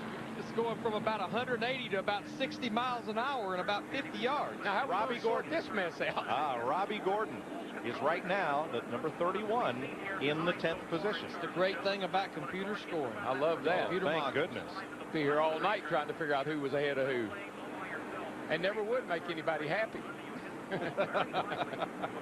There's Gordon. There's the green arrow denoting he is in 10th place as they came across the line. I don't know what's going on there between. Well, right now he's in 11th because Michael pulled up alongside him, but the computer, Michael, which is unofficial, but it says that Michael is 11th and Gordon is 10th. I think he and Michael came across real close. Michael's actually done a good. They came across good. Darrell, they came across 4/100ths of a second apart. Yeah. Actually, I'm pretty impressed with Michael's car because come up through there pretty well. Got one car coming to pit road. I believe that's Ricky Rudd in the 28 car. What happens to Sadler here? Well, there he goes. Looks like he got in just way too high. And that's what I saw. When I looked up, he was high already on the outside going around, looked like. Don't think he got any help.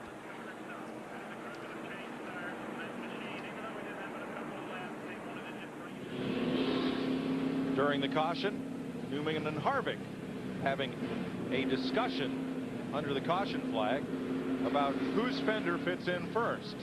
As close as they was racing, who would know what it's about? More in a moment. We're under caution as Elliott Sadler has crashed out of the Winston. Trouble down in turn 1. Jimmy Johnson leads from Mark Martin, Bill Elliott, Elliott's teammate Jeremy Mayfield, and Ricky Craven. Elliott Sadler, let's see if we can see what happened here. Getting down here into turn 1. Well, something must have happened.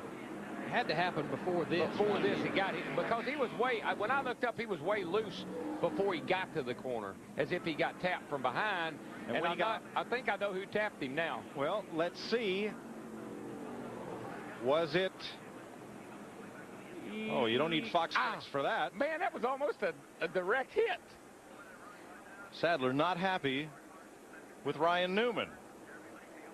Now, I spiked my helmet like that one time, but they paid me to do it. I think you were in Victory Lane. I was in Victory Circle at I think you were there with him. Yeah, I think it was. Bam. Daytona 500.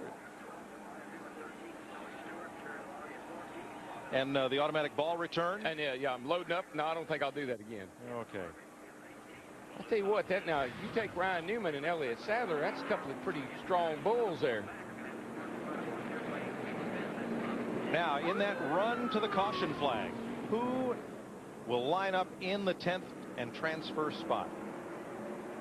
Yeah. Martin and Elliott side by side. Fox Track says Robbie Gordon 9th, 10th at the line.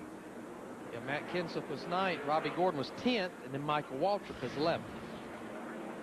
And behind Michael, the drivers in danger right now of going home: Ryan Newman, Tony Stewart, Terry Labonte, Bobby Labonte, Joe Nemechek. Ricky Rudd has made a pit stop. So has Kevin Harvick, so they'll restart at the back. Elliott Sadler is out, and Jeff Burton has taken his car to the garage. But is this not like a storm brewing? I mean, you know, the wind started blowing lightly, and now it's starting to thunder a little, and the lightning's starting to flash. Yeah. Oh, yeah, even under caution, Darrell. And debris is starting to fly around, and tension is building, and and I mean, that's not good. I mean, because... Well, no, it's not, because the 29 had to come to pit road. Exactly.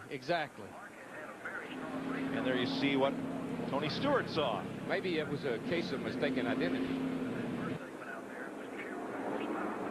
Let's go trackside. Dick? What happened? First thing I want to do is apologize to Motorcraft and USAF for the way I acted, but just trying to race clean, and that was a really good race call, and I don't appreciate getting run in the wall all the way down the front stretch and just finally taking out 30 laps, not one. You know, you got to work a little bit, I thought, but just don't want to get pushed around, and I'll remember that. I'm not Jimmy Spencer. I might forget every once in a while, but I'll remember what happened tonight. Well, you got a good right arm and you got your helmet back. I got a good right arm. I used to pitch a little bit, and I might have to throw it again if it happens. I don't know. I just want to apologize to my sponsors. I probably shouldn't have done it, but damn it, this is the Winston. I wanted to win this thing, so just tough. A good race cause tore up. Elliott Sadler. Show me a driver who gets excited, and I'll buy him all the helmets he wants. I always like to tell you, you can calm them down, but you can't fire them up. And I like fire, baby. Hey. In the eyes. Double file restart, 22 laps to go. We go green.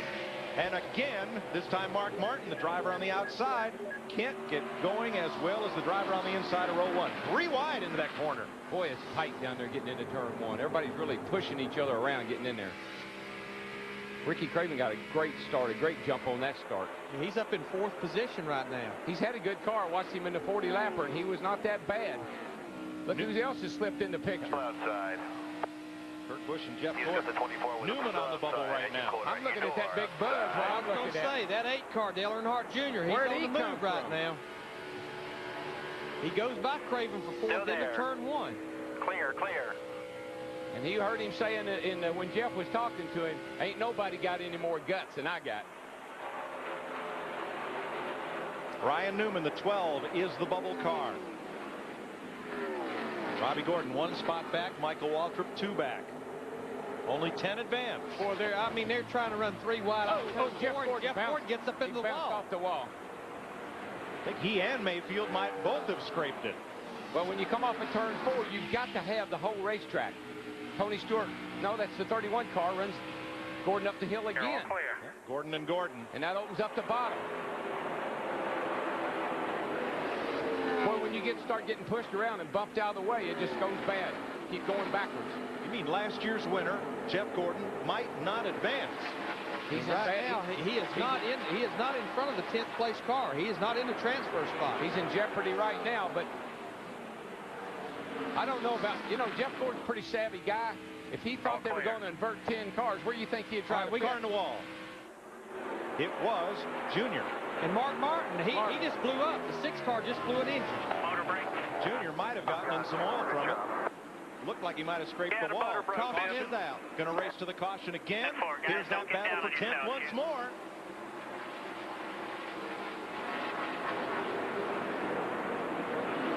I don't know, Dale. Robbie Gordon. The wall back there. He may have to come to pit road.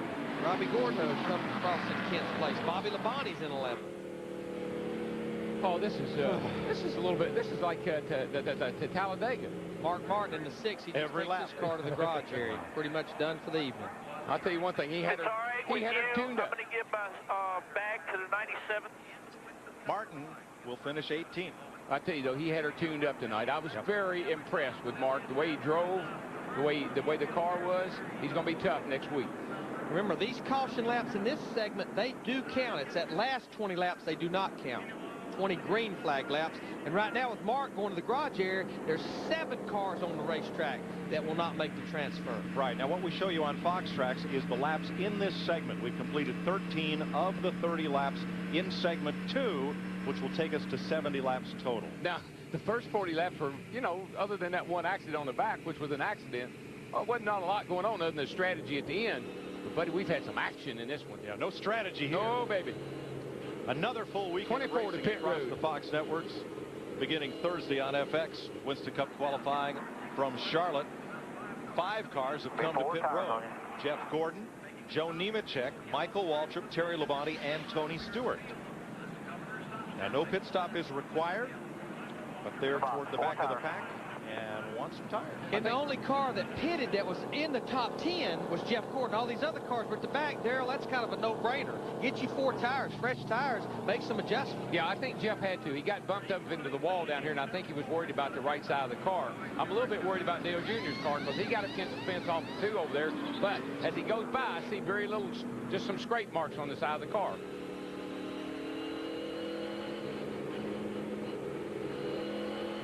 I hope we have something left for next weekend. Well, we've got a lot to do. These are all new cars, but they act like they don't like it. No, I meant us. Winston Cup qualifying Thursday on FX.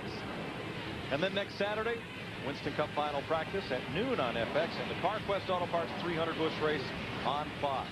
Next Sunday, week from tomorrow, NASCAR This Morning on Fox Sports Net. The Coca-Cola Racing Family 600 on Fox, 5 p.m. Eastern Time. That's after that other 500-mile race. We'll be here. Now, Jeff Gordon. A little tear off. And, bye, Mr. Squeegee. He didn't need that. Goes off the right side. NASCAR cleans the track up. You don't need to help him. Trying to clean the right side and give him a new view out the left side. Yeah, he wants to see who hit him. He doesn't necessarily want to see where he's going.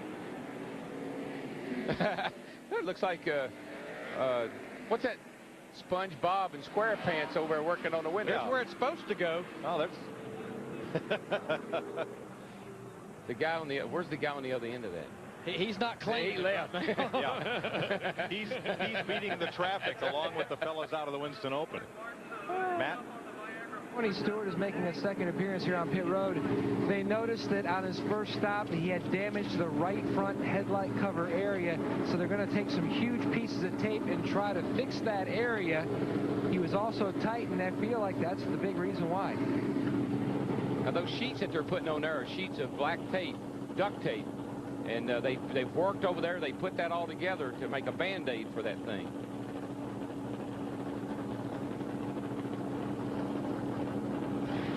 See what happened to Jeff here. He cleaned on his window. We're about to see whoops. Whoopsie. Now what? Well, guess now you got to pull that. I can't come over the wall to get it because only 7 men are allowed over the wall. Tony, what happened? Killing me. That's the trouble with all that videotaped evidence. Yep. Busted. All right, Dick Berggren on the second place car, Bill Elliott. Well, it's running quite well. I just talked to his crew chief, Mike Ford, who said that the first segment, Bill, was just a tad tight. They adjusted for that. Now he's just a tad loose. The car is very, very close to exactly the way Bill Elliott would like it. Boy, that's trouble. When he's got a car that's good here at Lowe's Motor Speedway, Elliott, could win it. Tell you, the guys that have been around this sport for a long time, when you put big bucks out there, it's amazing how some of them step up. Not that we don't have big bucks every week, but this is a big payday tonight, folks. Next week, the point chase resumes. Here's where our Koch family of drivers stands heading into the, well, it's the Koch family 600. How about that? Yes, it is. Tony Stewart 8th in points. Jeff Burton, Ricky Rudd in the top 10. Elliott Jarrett and Waltrip in the top 20. 600 miles. Longest race in NASCAR. 4 hours and 20 minutes. Starts in the daylight, ends at night. Bring your lunch. Hopefully, sometime the same night. Like to start about noon, finish up about 6 in the evening. And we're officially halfway through this segment. 15 laps down, 15 to go. Larry, explain this one to me. They're going to penalize Jeff Gordon for losing equipment on that pit stop. Oh, now we're told because it didn't land in the pit box. Well, I mean, the rule is that whether it's a catch can, a jack, an air wrench, or I guess a windshield brush, that you cannot leave the pits with equipment hanging on your car. Those things will be double nutted and tie wrapped and everything else starting next week. I bet. Very interesting. Funny how a 99-cent piece can ruin your whole day. But he's got a chance to get back to the front, and we've got a lot of racing left to go. 56 laps are complete. This segment goes to lap 70, so 14 to go. There we go. We'll be right back to Lowe's Motor Speedway. 13 laps to go in the second segment of the Winston. There are 3 segments, and in this one, of the 20 who started, only 10 will advance.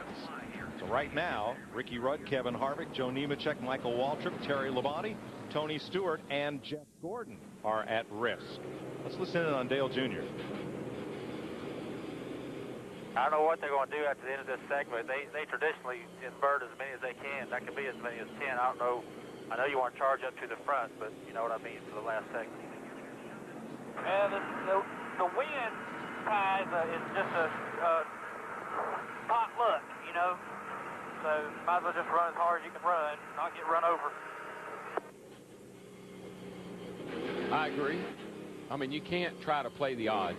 You can't do it. You get yourself caught in a situation there and get taken out, it won't make any difference. Yeah, what happens if you're back there running 8th or 9th and you get loose or something, you fall back to 12th, yeah. You're going to be on the trailer. No, sir. You go out there, you win every segment if you can. Absolutely. The fans get to vote to invert the first 4, the first 6, the first 8, or all 10 drivers who transfer to the final segment. They've been voting for weeks on NASCAR.com. I'll be amazed. I've been amazed once tonight. Frankie Stoddard did that. Yeah. I'll be amazed again if they don't vote to invert 10, because they always have. Well, history tells us that they will invert 10. Of course, there's one other thing that history tells us. We don't learn from history. You're right. Matt in Jeff Gordon's pit. And I think one other amazing thing, I don't think I've ever seen a squeegee go like that. I'll tell you what, Tony, we've seen a lot of things in this race, but never that. Yeah, I felt terrible. Just broke right off the end. I tried to reach out there and hit it with the pole, but I couldn't reach it. And you know, I tried to knock it off the hood, but I couldn't reach it. So some strange stuff happens. I guess that's Winston. That's the night of the Winston. That's the Winston, Mike. There is Jeff Gordon's view of the entire field. He will restart 17th. And we're going green this time. Well, we've seen kind of bad luck work out to be in Jimmy Johnson's favor tonight. It could work out for Jeff Gordon. You just don't know. He's back there. Something happens. He may be in a place where he can miss all of it. They'll have 11 laps to go when they come back to the green flag. And I'm telling you, history tells me something else might happen. Good chance. Now, after Gordon's pit stop, that moves Bobby Labonte up to the bubble, the 10th and final transfer spot into the final segment, segment 3. So it's Jimmy Johnson, Bill Elliott, Chevy and Dodge on the front row. Earnhardt Jr. and Craven, Kenseth and Busch, Newman and Mayfield, the 2 transfer drivers from the Open and the Noble Sprint. Robbie Gordon and Bobby Labonte in 10th. And all 7 cars behind Bobby Labonte has a little fresher tires. They either pitted on that lap 28 or 29 or lap 53 here. Well, the outside lane has had trouble getting going all night long, so we'll see what happens here. All right, let's get it. 11 laps to go in segment 2. Here we go. Here they come. Jimmy got a great jump. Man, that thing shot out of there. Every restart, he's been getting a good start. Junior's got a run on Bill Elliott, but he can't get the nose down under him. Woo. He wanted to. Oh, it was close. He had a run on him, but he just couldn't quite make the pass. Robbie Gordon on the bubble. Let me tell you, when that old Dodge gets up on the straightaway, she gets some legs under her. Robbie Gordon on the bubble. Harvick 1 spot away. Waltrip 2 spots away. I tell you, Jeff Gordon back there in that 24 car, he's on the move. He's already passed 3 cars already in 1 lap. Boy, that 48 car. Is that not amazing? Clear, all clear. Gordon's going to have to pass 4 more or he's going home. Clear. Oh, trouble. Here we go. Big. Ah! Are they going to save him? Son of a gun, I believe they saved. They did. No caution. We stayed green. That was Jeremy and Bobby Labonte. Here come off the. Oh, man, there's 4 wide off the corner. You can't do that. Both those cars coming to pit road. Look at these guys. 3 wide. 3 by 3 almost. Here you go. You can't do this. I know you can't do that. It's time to go or go home. Boy. The bubble car now is Michael Waltrip, 15. Ricky Rudd, 1 spot away. Yeah. Hello. Boy, what a battle. Is it not a battle for that 10th spot? Let me know if anything happens up front, y'all. 8 laps to go. Right now, the front 7, they're kind of single file. Tony Stewart moves to the bubble, displacing Michael Waltrip. Boy, I tell you, Stewart did a great job. You know, he got all tangled up over there, lost a lot of time, a lot of momentum, but he really pulled it back together. And now he's sitting there in the transfer spot. Behind him. Quite a group back there. Bobby Labonte 6 just cars. went to the garage area. Jeremy Mayfield still sitting on pit road, so their day is pretty much over. Boy, I tell you, they did a whale of a job to keep them wrecking a whole bunch of cars back there then. Behind Stewart, Waltrip, Gordon, Rudd, Terry Labonte, and Nemechek. Well, Dale Jr. just about got into the back of Bill Elliott down in turn 1. He had to check up. It cost him a lot of space, a lot of distance, but he's charging back. Only side-by-side battle right now. Jeff Gordon, Michael Waltrip going off into turn 3. Ricky Rudd right behind these guys. But right now, Tony Stewart, he's in the 10th position. These guys fighting for 11th. Yep, you got an 8-car rocking chair behind Jimmy Johnson, and then that 10th place battle where Stewart's trying to leg it out and create some distance. Right now, we have one of the Hendrick cars leading the race. We have the other 3 that's not even up to the transfer spot right now. Jeff Gordon, Terry Labonte, and Joe Nemechek in the 25. Really surprised that Jeff Gordon couldn't do anything with those 4 fresh tires. I thought he'd really be strong coming back up through there, but he just can't make it. 5 laps to go in segment 2. And Tony Stewart is moving away as Gordon tries to work his way under Michael Waltrip. Nothing there. Boy, he's all over the back of him, though. If he slips, Michael just better not look back. But meanwhile, Tony Stewart's getting further and further away, and that's a 10th place car. That's what counts. He is all over the back of Michael. Come on, man, you hold him in. Michael said, no, I'm not. If you want to get around me, pass me. 4 laps to go this time. Here we go. You want it, you got it. Outside. Here comes Michael right back after him. Gets that run on the high side. Well, you know, when they're trying to get to 10th spot, I'm sure Jeff is thinking, you know, Michael, you let me go, I might be able to get to 10. But right now, back there running side by side, they're not accomplishing a thing. Nope. Not a good move. But you can't give up, Darrell. One of those 10 cars in front could have a problem. Oh, yeah. Not a good move at this time. Might turn out to be brilliant. Right. We've seen a few of those tonight. This is the kind of, the Winston is the kind of race that you're second guessing all night long. Boy, Jeff Gordon on the high side through turn 4, he gets a heck of a run down the front straightaway. He's going to take the position now with his sights set on Tony Stewart, but there's only 3 laps to go, Mike. Now, if he gets up there, if Jeff Gordon chases Stewart down, which I don't think he will. That's a distance right there. Jimmy Johnson just sitting out here with these guys behind him. And what happened, Jeff Gordon drove it way down into turn 3. Car really washed up. He even lost more ground. Earnhardt Jr. for second. Just went around Elliott. Takes it away. That'll just start him deeper in the field for the final segment, but that's okay. They might invert 8. Run hard. Stay out of traffic. I like his philosophy, though. Just run up there and run as hard as you can. Let the chips fall where they may. I'm telling you, Darrell, though, that 48 car you talked about a minute ago, Jimmy Johnson, he is right around the bottom of that race. That car never moves. Brand new race car. It was a bare chassis 2 weeks ago when these guys decided to build it and bring it out here untested. And that says a lot to me, because we made a big deal out of it being Jeff Gordon's old cars all year long. Yeah. That's a brand new one there, boys. Ooh, Junior got a little loose over there. Last lap. Jimmy Johnson's going to win this.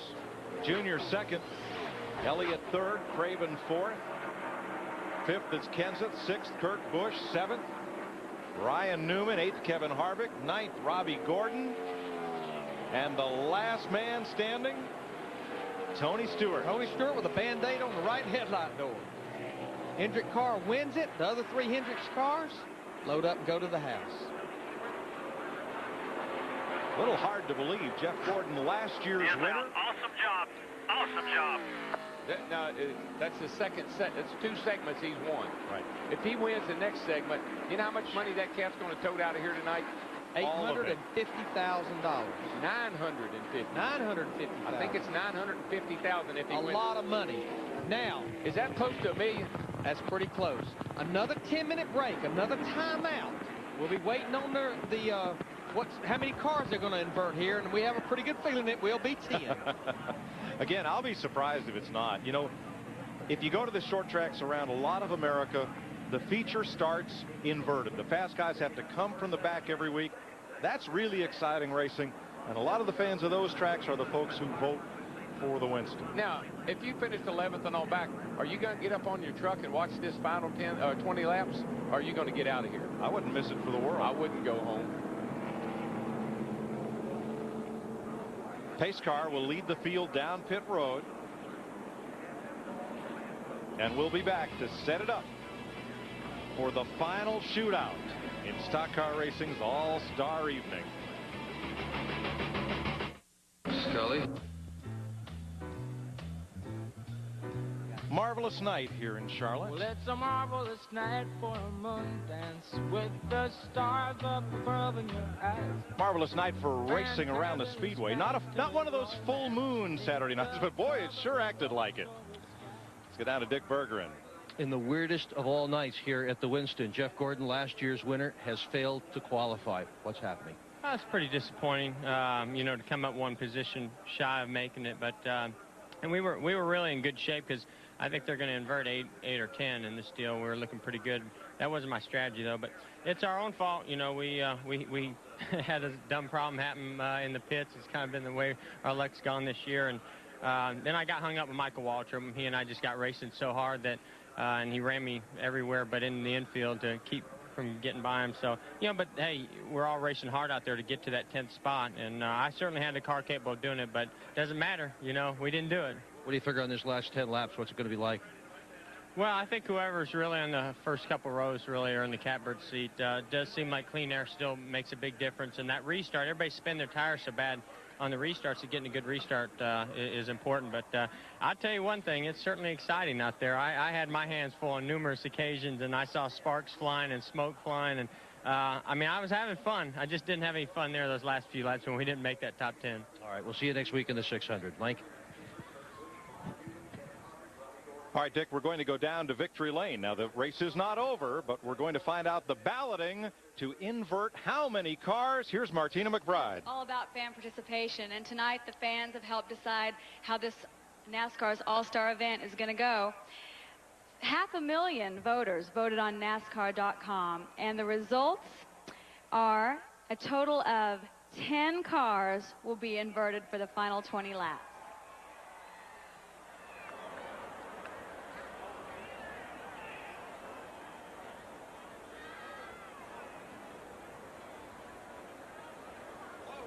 Thanks, Martina. Big surprise, Darrell. Half the voters said invert them all. Oh, yeah, well, that's no big surprise, Yeah, I don't surprise, think. surprise, surprise. Jimmy Johnson is probably down there wondering, what he's got to do to pass all those cars, but he's had a car fast enough to do it. But now you got to be careful. This is no time to do anything real dumb. You know, a final note, you got to admire Jeff Gordon to climb out of that car with a smile on his face. He's not used to being in that position. I don't know when there's been a Winston he hadn't been in for quite some time, and right there at the front as well. Matt, how you doing? Well, DW, he's not going to win tonight, but he may be a winning car owner later tonight. And Jimmy Johnson, are you protesting the inversion? Of course I'm gonna. They should have drawn no inversion. It's just how it is. You knew it was coming. If I was sitting in the grandstands, I'd choose the same thing. You want to see the best race possible. Just real happy and proud of Chad and these guys making the right adjustments on this car. We got lucky there in that first segment. You know, earn this win on the second one, and hopefully we can get through this field and get up front and take home the big check. Now, that car was great and clean there, but how's it going to be back in traffic? Can you get to the front? That's the thing. If it was probably a 40-lap run, you could have some patience and play with traffic right. But it's going to take some mistakes from some guys to get bottled up and get some runs on them. But it's going to be tough, but we're going to try as hard as we can. Brand new race car looking for the big money. They've already made a lot so far, Mike. Well, it's the kind of night that it's been, Matt. The first driver to have trouble in this race was Jimmy Johnson. He had to come and make a pit stop after kind of creeping down the backstretch, but then when the caution came out, it put him in the catbird seat. And there he is, advancing to segment 3, along with Earnhardt Jr., Elliott, Craven, the pole sitter Kenza, Busch, Newman, Harvick, Robbie Gordon. All advance, and Tony Stewart. And here are the fellows who will be watching from the top of the hauler. I see a bad moon arising. You might think it's a good night for moon, but I see a bad moon arising.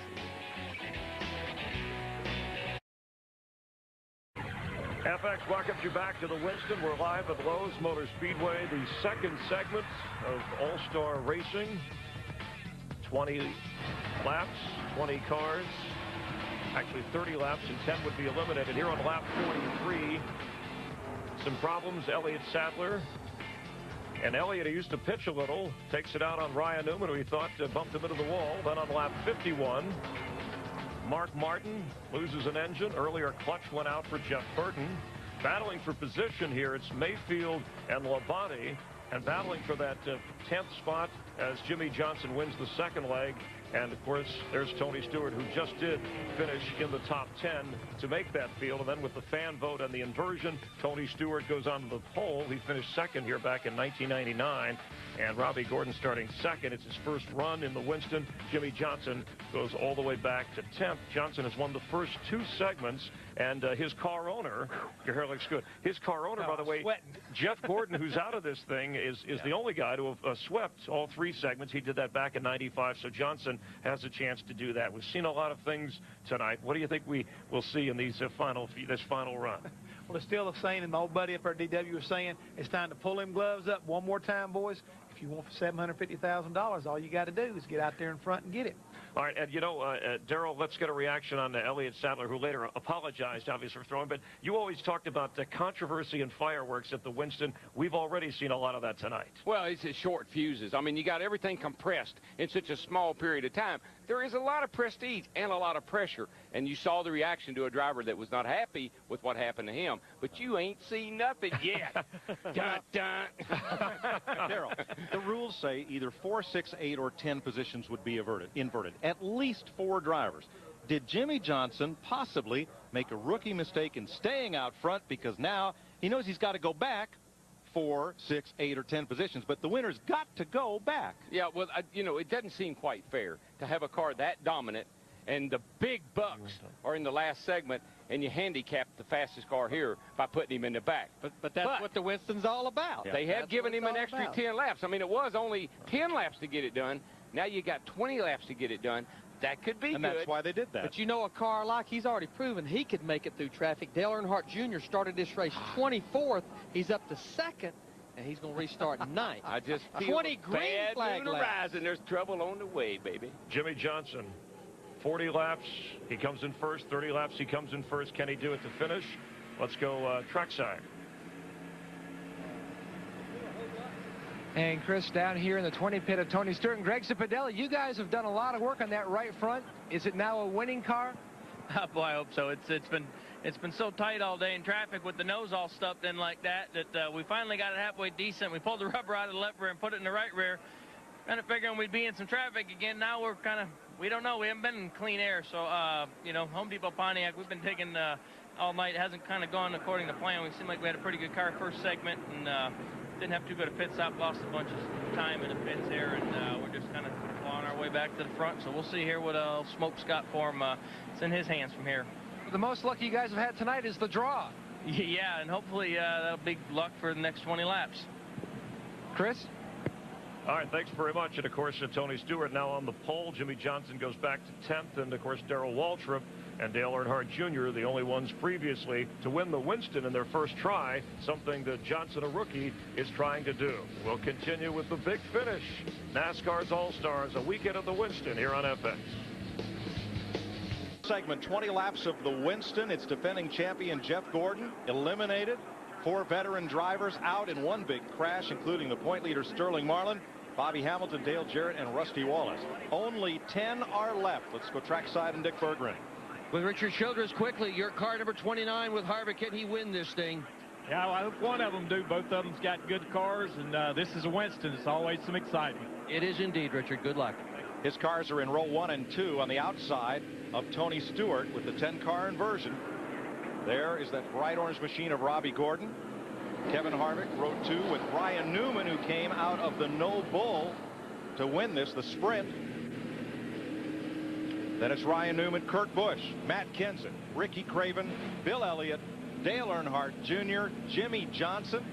Who will win $750,000 just 20 laps from now? Got to get a good start. Got to get out of the hole here now. Remember, that outside line has not been going very good on these restarts. Pretty even. Oh, Tony spun. Tony spun his tires a little bit. That evened things up. Look at Harvick. He goes to the bottom, tries to go to the bottom, going into turn 1. Stewart shuts the door on him. That was just because Tony spun the tires a little on the start. But I tell you, I believe that 20 car will check right on out for us. That 48 car's already got by 1. Get them lined up, single file, take them one at a time. Don't do that, Dale Jr. Don't go in there. Ryan Newman in a 12 car took a little bit of a peek. Now he's going to go to the high side. There goes the 31 underneath the 29. Teammates passing. Ryan Newman, he's going to take the 3rd spot. Kicks Harvick back to 4th. Now, one thing I know that 12 will do, it'll go down that straightaway. Newman trying to become only the 2nd driver in Winston history to come from a transfer spot to win it all. 48's back here. He's boxed. 48's boxed right now. He needs to get single file so he can get by these guys. On top. Stay on the bottom. Stay on the bottom. Whoa, easy, buddy. Easy. Oh, Kenseth. He got together with Johnson. Well, Johnson had a run on him, but he can't go 3 wide right there. Traffic leaving this place is going to look easy to Johnson after this. Harvick went from the front to the back in a hurry. Look at that 12. Giddy Newman. up. That thing has got some giddy up. Newman on the assault. 2nd place. Don't look back, Tony. You got trouble, buddy. Better step it up if you got anything, because here comes Tony, Mr. Newman. Your phone's ringing. It's Alltel. It's Newman for Stewart. Other than Elliott and Harvick at the back, pretty much single file right here. 17 laps to go. Golly, I love this. Boy, Newman really strong at the end of that back straightaway. Look at him, right on the rear bumper of Tony Stewart. He's going to get him loose. He's going to get him pushed up, and he's going to get under him right here. Here he goes. He has the run. He'll lead this lap. He's got him. Robbie Gordon, the 31, he got a good run. Had to fall back in behind. I think Tony let the 12 by because he knew he didn't want to go side by side with him. That gave the 31 a little run on him, but not much. But, buddy, let me tell you, as we saw in the open, kiss 12 goodbye. Kiss me some money. How about this, Darrell? 3 former open wheel champions up front. Newman, Stewart, Robbie Gordon. Impressive, I got to tell you. Kurt Busch doing a good job. TIDE's right there. Junior's hanging in there. Well, remember, Junior came up from 9th. He's up to 6th. And the number 8. Looks like the 48 car is not going to. He looks like he's just kind of settling in back here near the back. He's hung back in 8th position right now. Last lap, Newman ran 29.80. He's about the only car other than Ricky Craven, even in the 29. Listen, 29.80, folks, is qualifying speed. That's how fast these guys are running. This racetrack's getting cooler and cooler. These old motors love that cool air. You got to love that Ryan Newman. Settled on the pole here last year. Was leading the race, and he lost it going into turn 3. Leading. Blew up leading the Winston Open last year. Tonight, he's showing why he's a tough young man.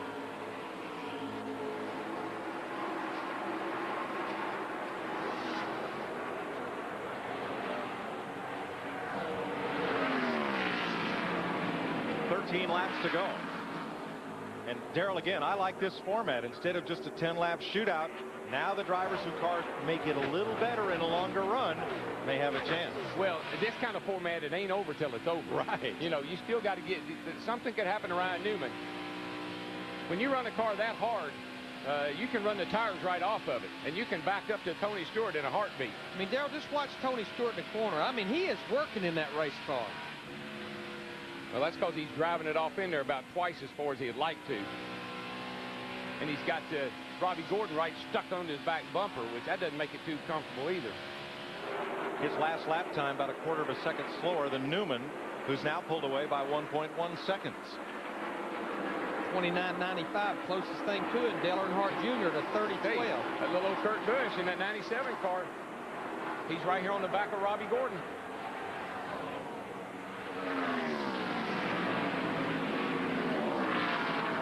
Jimmy Johnson, he just got passed for ninth by Kevin Harvick.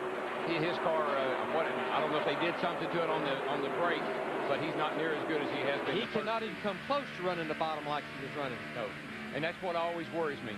Car really good, you say it just needs a little something and you overdo it.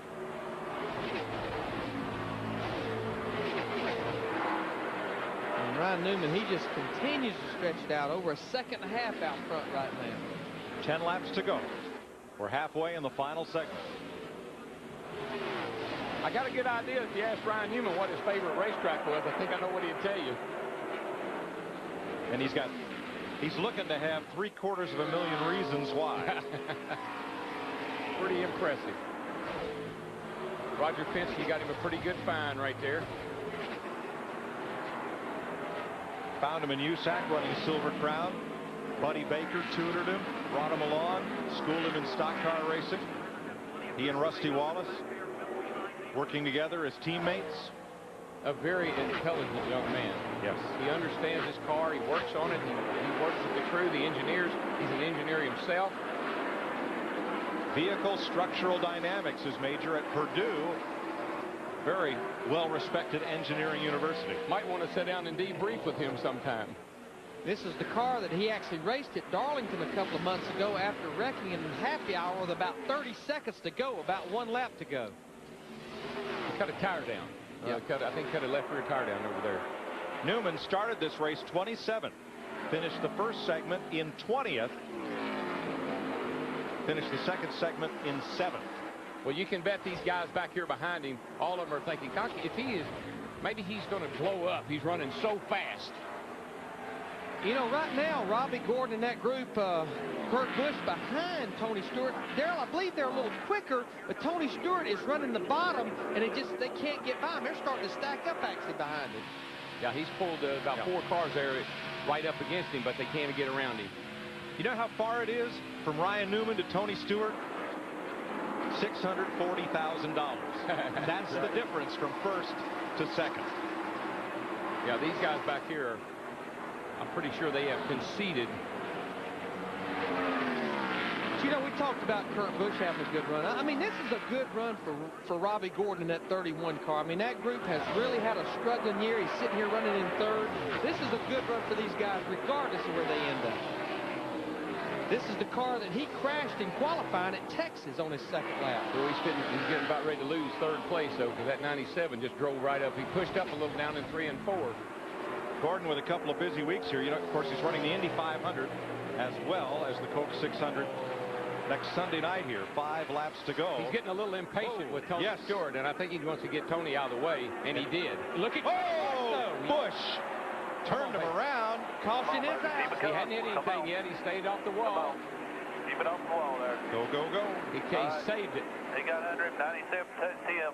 Now they're racing back to the caution. Dale Earnhardt Jr., he's going to come all the way to third. Now, once they take the caution, these laps do not count. It's green flag. It's going to be interesting to see when those two cars bump. Did Robbie Gordon lose enough momentum that it brought Kurt Busch to him? It looked like Kurt Busch got a really good run on those guys once they checked up. I'd say one was pushing down and one was picking up on the throttle. As in, see ya. Yeah. Well, let's see. He just looked like he was getting impatient. Well, he gets a run. Oh, yeah. Oh, that's a run. The problem is somebody was in front of him. Yeah. That's called a run into someone. That's giving him the goodbye look. I think what happened was I got in Kurt Busch's defense. I'm sure the 20 car played a role in all that. Robbie Gordon trying to stay off the 20 car as they exited off that turn may have had to soft pedal it just a little bit. And we have a lot of our cars pitting. They have nothing to lose. Dale Earnhardt Jr., Jimmy Johnson, Matt Kenseth, all these guys back there, 6 and on back, they come to pit road. Remember, these caution laps do not count. Yep. You know, that might be a good move, Larry, but what I've seen all night long, it takes too many laps for your tires to really come in for you. You definitely want to put some air pressure in those things for this short run here, 5 laps. Matt? And Larry, they talked about that as well. Jimmy Johnson saying his car was tight. Not just at one end or the other. He's just tight all the way around. He says he has to delay getting back in the gas. So they're going to make both a wedge and track bar adjustment. And they were also talking about maybe putting a piece of tape on the front of the car. A little bit of trouble on the left rears. They're trying to also get the tape on the front, it looks like. And Johnson is gone. You know, Robbie Gordon just doesn't seem to get a lot of respect out here. No, he doesn't. I've seen very few people willing to give him a break. I think I agree with you, Mike. He's a talented race driver. He can run that car halfway sideways, like right here. And then? I think he was trying to stay off of Tony, and that caused Kurt Busch to run into the back of him. We'll be back. More to come. We're in the final segment of the Winston Stock Car Racing's All-Star Night. There are 5 laps to go. This is one of the few times in NASCAR when caution laps do not count. And since cautions don't count, they were racing back to the caution. We go back to the last completed lap. Now, we had 4 cars that pitted. Dale Earnhardt Jr., Matt Kenseth, Jimmy Johnson, and Robbie Gordon. And we're hearing that Bill Elliott in the 9 car is maybe down a cylinder like a broken valve spring, so we don't look for him to get going very good. Robbie Gordon will have to restart the race in 10th because he pitted before pit road was open, but he pretty much had to because he had flat tires. Yeah, and if Bill's got a problem, the smart thing for him to do is get out of the way. You know, up there on a restart and everybody's trying to win $750,000, he doesn't down on the cylinder, I'd be moving to the back.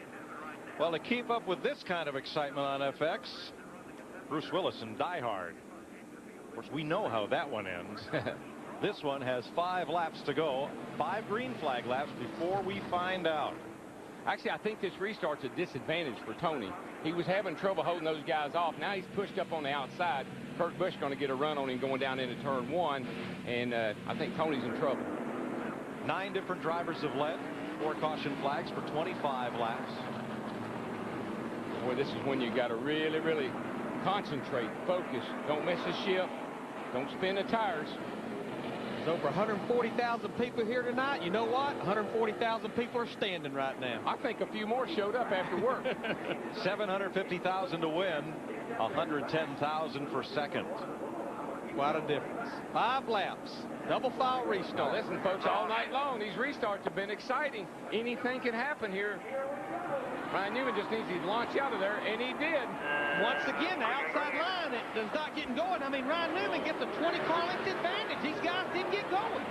I don't know what happened there. That looked like they were trying to set the poor boy up almost. Oh, trouble down there. Ah, almost. Junior tried to get in under.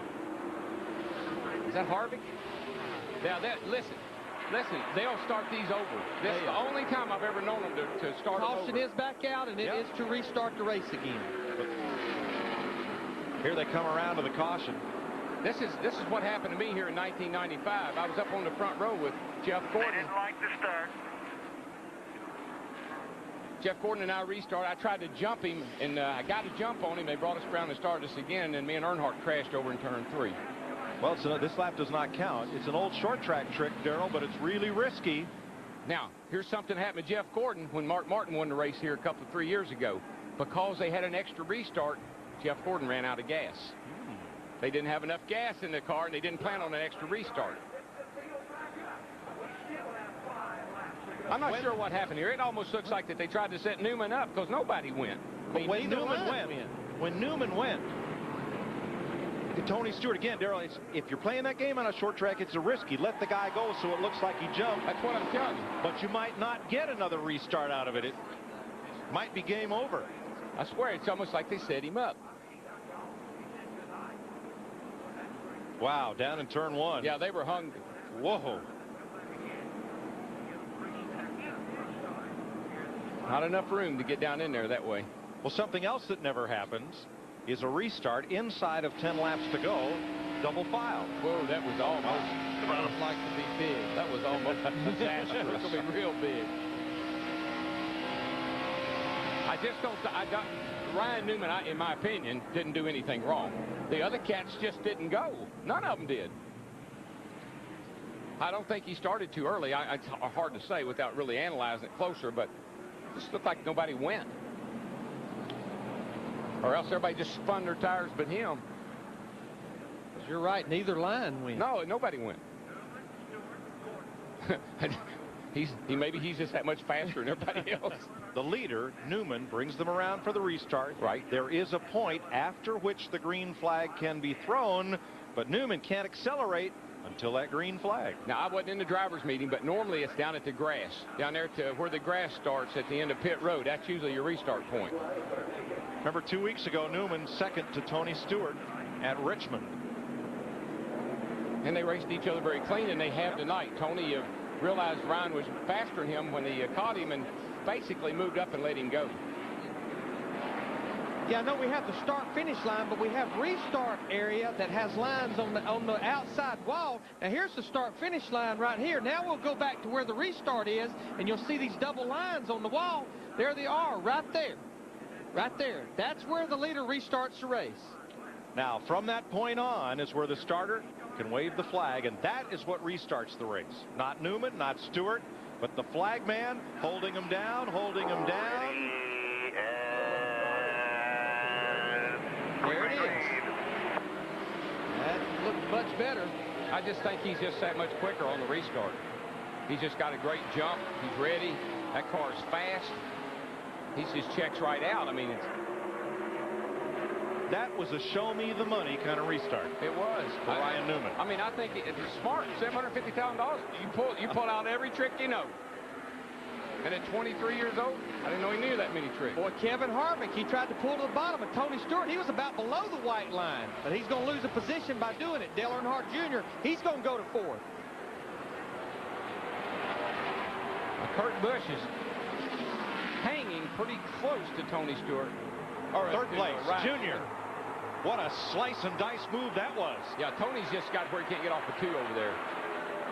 It'll be interesting to see Junior drive this thing down into turn 3. Look at him all the way up there to Kurt Busch. Be 3 laps to go this time. He's going to work the high side coming off forward. That's a good run. Get a lot of momentum right there. Really get a run down this front straightaway and pull right along beside him. But that's because he come off of turn 4 high. Got a run. Clear, clear. This is unbelievable. Junior's come out of the middle of the pack. He's going to be there to challenge for the win. Remember, he has fresh tires, and I think that's making a big difference right here. Lap and a half to go, and this crowd is loving this. He's got him. He's going to get him. Look at him drive that thing down in the corner. He's working that high line, Dale. 2 laps to go this time. He's going to get him. He's going to get him. He's there.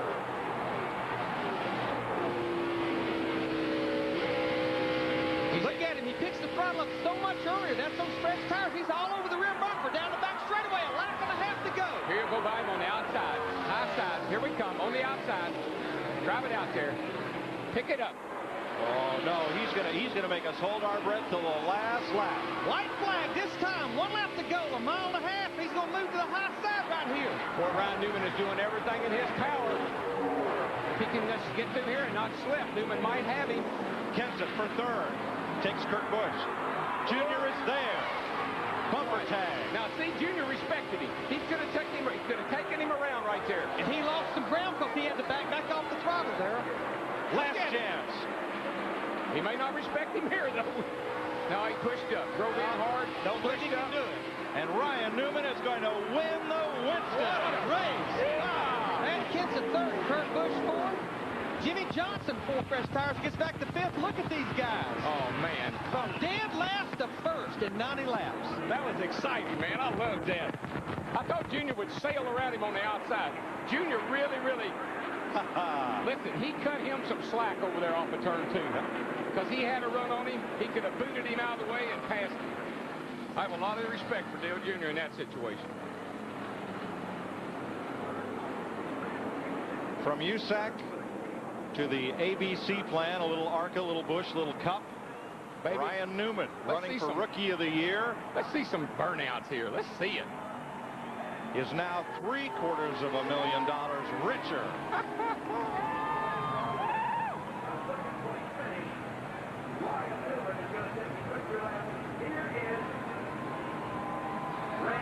Boy, he just really, I can't tell you, he drove the wheels off that thing. And Dale Jr. pulls up alongside. And that had to be fun, Darrell. Oh. That was a great job by Dale Jr. It really was. Matt? Dick Burkins. Matt Borland, crew chief. A rookie team, my goodness, and from the absolute back of the pack, have you ever been happier in your life than you are right now? Just probably a few times. That was a great run for All-Top Ford. These guys are awesome. The engine guys, the guys in the chassis shop, the assembly shop, Gary Brooks, all his guys, the body shop, everyone just done an awesome job. Marty and Casey, we're just really pumped. Essentially a rookie team. Not all the starts last year in Winston Cup. What has caused this team to come together so well to win this race tonight? Just teamwork. I mean, everyone pulls together at the shop, the guys in the engine shop, everybody. And everyone's just done a great job.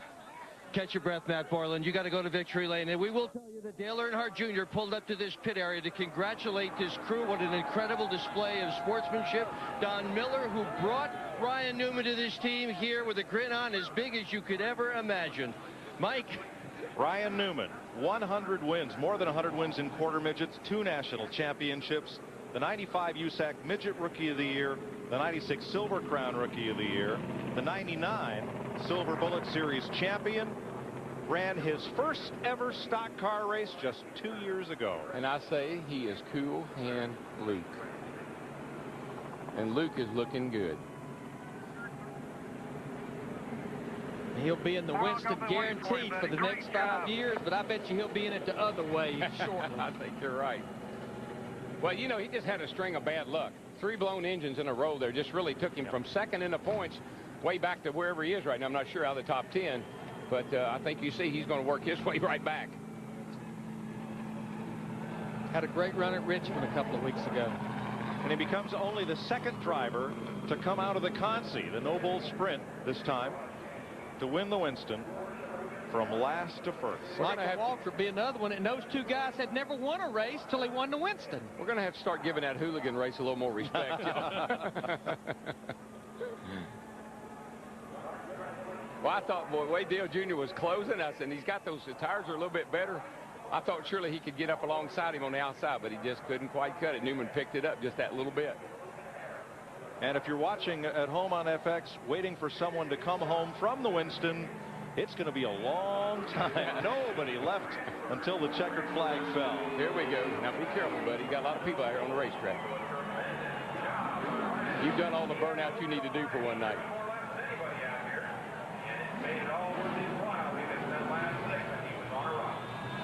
Matt Yoakum with the runner-up. Well, Dale Earnhardt Jr. looked like for a minute there you're going to take home that $750,000 check. You made a move on him. Yeah, I had such a great car, man. If I could do it over, I'm sure I could have won that race, but what would you do different? Well, I don't know. You know, I got into the back of him back there, and I let off because I didn't want to spin him out. That was the end of the race.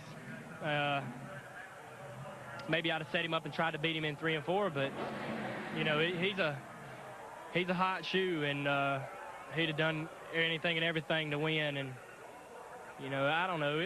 It's hard to say. I'll probably run it back 100 damn times in my head, not be able to come up with a better solution. But he had a great race car. I give him a tap in turn 2, and I thought he was going to spin out, so I backed off. He saved it.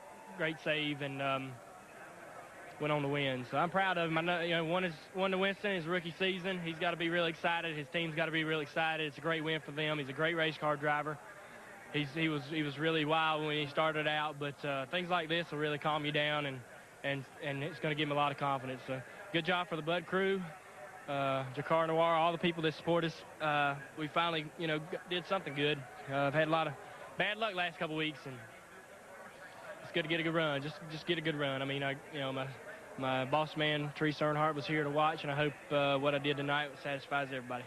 Well, I think it certainly did. The guy who won this race as a rookie back in 2000 congratulates the guy who won it tonight as a rookie.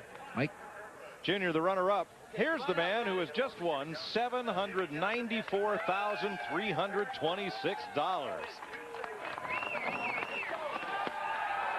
And he had to knock down a few doors to do it. Door number 1, door number 2, finally door number 3. Had a couple of tire marks and 1 helmet mark on his car. That's right. Dick Bergren's in victory lane. Well, Ryan Newman's still getting congratulated by his crew. This is a team effort after all. An engineer, you usually don't show very much emotion. We've seen a lot of it tonight. How's it feel?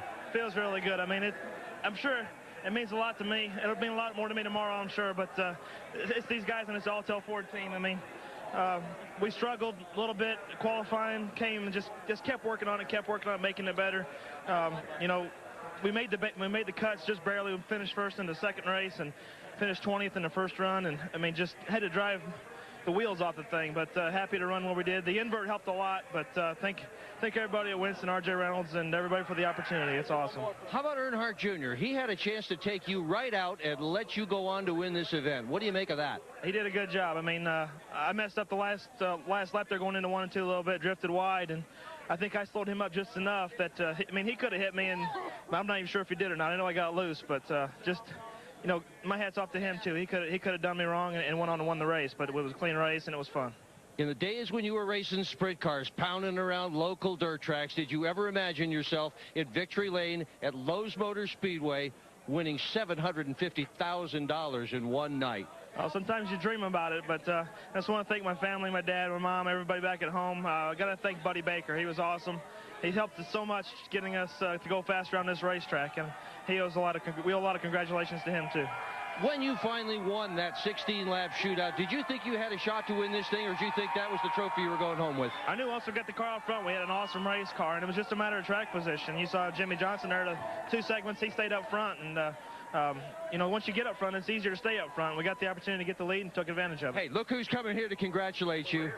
Junior? Good job. Great. Enjoy. Hey, Jerry said great save. This shit don't have all that. We didn't hear that, so it's okay. Congratulations, Ryan Newman. Big, big night here. Rest of the year, what do you think? I don't know. We're just, you know, we look forward to next weekend, obviously. We've got a great race car, great race team, and come back and hopefully we can have a great weekend. That's all we can hope for. Attaboy, congratulations. A big night. Mike Joy? Winston Cup rookies won every segment tonight. Jimmy Johnson, Ryan Newman. And so what are you trying to say? A lot of young guys out there tonight, wasn't there? Ended up that way, didn't it? It sure did. And I'm proud of Dale Jr. That's my hero right there. Ryan Newman has won the Winston, but we have much more to come from Lowe's Motor Speedway in Charlotte. Survival of the richest. Ryan Newman wins over $750,000. $1.50 for Junior. Matt Kenseth, the pole sitter, $72.5. Pretty nice pay night. Jimmy Johnson with those 4 fresh tires, he makes it back to 5th, and he was definitely coming there at the end, but just not enough laps. Now that's what they win in the last segment. Jimmy also won $100,000 for winning the previous 2 segments. Yeah, and Ryan Newman will now be able to upgrade a little bit. But I'm telling you guys, I saw Jeff Burton in the 99 finish 20th. To me, not the call of the night, not the call of the year, probably the call of the decade. Frankie Stoddard and that pit strategy in that first segment, making a 4-tire change, mandatory green flag stop on the last lap. Cool, man. 2 rookies scored big tonight. Ryan Newman, the fellow who's with Matt Yoakum. And unlike Florida, no recounts on the inversion process. And you were trying, though. Yeah, I had my chant going on in the car, chanting no inversion. But you knew it was coming. When we're up there leading that thing, I thought, well, at least we won the first 2 segments and hope for the best. But Chad and these guys built me a brand new race car we never tested. Fast off the truck, won 2 out of the 3 segments. Thank all the guys in the engine shop back at Hendrick Motorsports. Lowe's, you know, employee owners. Winning 2 out of the 3 segments here at our home track at Lowe's Motor Speedway is a neat thing. And I really believe the fans were able to see a good race with Junior getting back to 2nd. You know, we got to 5th, starting 10th. So I believe they got their money's worth, and big congratulations to Ryan. Also, he learned a lot for next weekend's Coca-Cola 600, Dick Berggren. Well, Kurt Busch down here signing autographs says, well, he should. 4th place, wild night. What happened with you and Robbie Gordon? That was good stuff. We were running hard. We had a great engine tonight. Have to thank the Roush engine shop for that. Kensington and I finished 3rd and 4th. Good to race Matt at the end. And set up all of that. We were racing hard. 20 was holding us up a little bit with the 31 and us and the 32 behind us. 20 slips getting into 1. 31 gets underneath them now. Now they're racing through 1 and 2, which creates a draft for the 3rd car. And the 31 was a little bit loose, and when I got there, I had a head of steam, and I hated to use him as a caution. But he dumped us at Richmond. I didn't feel like that was the right thing at Richmond, but I didn't feel like that was the right thing to do tonight. But we needed a caution to catch that 12. That was the only way it was going to be a show at the end. All right, that's Kurt Busch's side of the story. Mike Joy. Well, there were lots of winners tonight. Ryan Newman, $750 grand. And the potential winners of the 1-800-CALL-ATT Call to Victory sweepstakes. Pending eligibility verification are Barbara Redmond, Sayville, New York, Melody Ledford, Canton, North Carolina, and Randall Irwin of Holland, Ohio. Congratulations to you folks. You're winners too on Stock Car Racing's All-Star Night. More to come. Keep it right here on FX. Bruce Willis is back with a vengeance. Get up. 18 tracks of all-out rock power. Crank it up with fuel-injected covers from Les Claypool, Slayer, Head PE, and Buck Cherry. Plus remixes and brand new songs from Slipknot, Rob Zombie, Sting, and Tantric. Call the number below to order now for only $18.98 CD plus $4.95 shipping and handling. Get a free bumper sticker with your order. FX welcomes you back live, and there's your Winston winner in his first try. Ryan Newman, no driver has come from further back in the history of this race. 27th and the largest field ever. And the rookie, the engineering degree from Purdue, having a little trouble handling the bottle there, but cashing in big here at the Winston. Another full weekend of racing across the Fox networks beginning Thursday on FX with Winston Cup qualifying live from Charlotte right here. And Saturday on FX, it's Winston Cup final practice, followed by the CarQuest Auto Parts 300. That's on Fox. And on Sunday, start your race day with NASCAR this morning, presented by Smirnoff Ice on Fox Sports Net. Then go racing under the lights with the Coca-Cola 600. You'll see that on Fox. Speed Channel, the home of NASCAR TV. Nothing gets you closer to NASCAR. Well, Jeff Hamilton, interesting as you look at the fireworks in the background, controversy and fireworks. By the way, Kurt Busch, we nicknamed Jimmy Spencer his moniker. It's Candid Kurt from now on. I'm telling you right now, he said it all, buddy. He spilled some things there. All right, and obviously, Elliott Sadler's, the helmet, the dent in Ryan Newman's car did not affect the speed of the 12 car pulling it out. No, if anything, it may have motivated him to get away from Elliott. I think he was a little bit hot, but Ryan did a great job as far as maintaining his cool, keeping the car on the bottom of the racetrack and not getting, off track right at the end, and he got it home for the victory. Sadler probably the only one that is unhappy about Ryan's win. But, we have to comment on Dale Earnhardt Jr. We all got to witness. We know he's a great driver. We know he's a gutsy, but also very classy, and his comments and his almost second-guessing about what point he could have taken it to try and pull the victory out. Well, I think it's one of those deals. It's not so much the victory. All of a sudden, I think the money deal set in about that time. It's like, oh, man, I had a chance to win $750,000. I had him loose, and I didn't do it. But in the morning, he'll like himself a whole lot more. It was really a classy move. We saw a lot of great moves tonight. We saw some moves I think weren't so good. Yeah. As a typical deal, and you see all these guys up here right now celebrating. Part of the cruise. Part of the cruise. Were credited tonight. Exactly. It's a team sport, and there's the team right there that got the job done tonight. But this race right here always brings out the unexpected. That's just the nature of the beast here. And a lot of guys got out and said, hey, it's the Winston. It's the Winston. that's what happens at the Winston. From the creative pit work with the Frankie Stoddard and Jeff Burton, and of course what happened with Jeff Gordon, the windshield wiper or a washer problem, then Elliott Sadler, but in the end, Ryan Newman the winner. Tomorrow, the Stacker 2 at 200, as you will see that live on FX from Nazareth to get the wrap-up on NASCAR Victory Lane All Access. Ricky Craven, part of that on Fox Sports Net. The coordinating director, I should say, of NASCAR on Fox is Artie Kempner. Today's race produced by Neil Goldberg. The pit producers, Pam Miller, David Blatt. Technical producers, Steve Staub and Dave Hill. Opening sequence produced by Gary Lang. Associate directors are, well, Greg, we call him Scope, and Derek Manning. The associate producer, Bill Richards. Broadcast associates, Chuck McDonald and Judy Wong. The coordinating producer of NASCAR on Fox is Richie Zions. We call him Z. The senior producer, Bill Brown. The executive producers, the big show, the big guys of Fox Sports, Ed Gord and David Hill. For everyone here, I'm Chris Myers. Thanks for watching Racing on FX.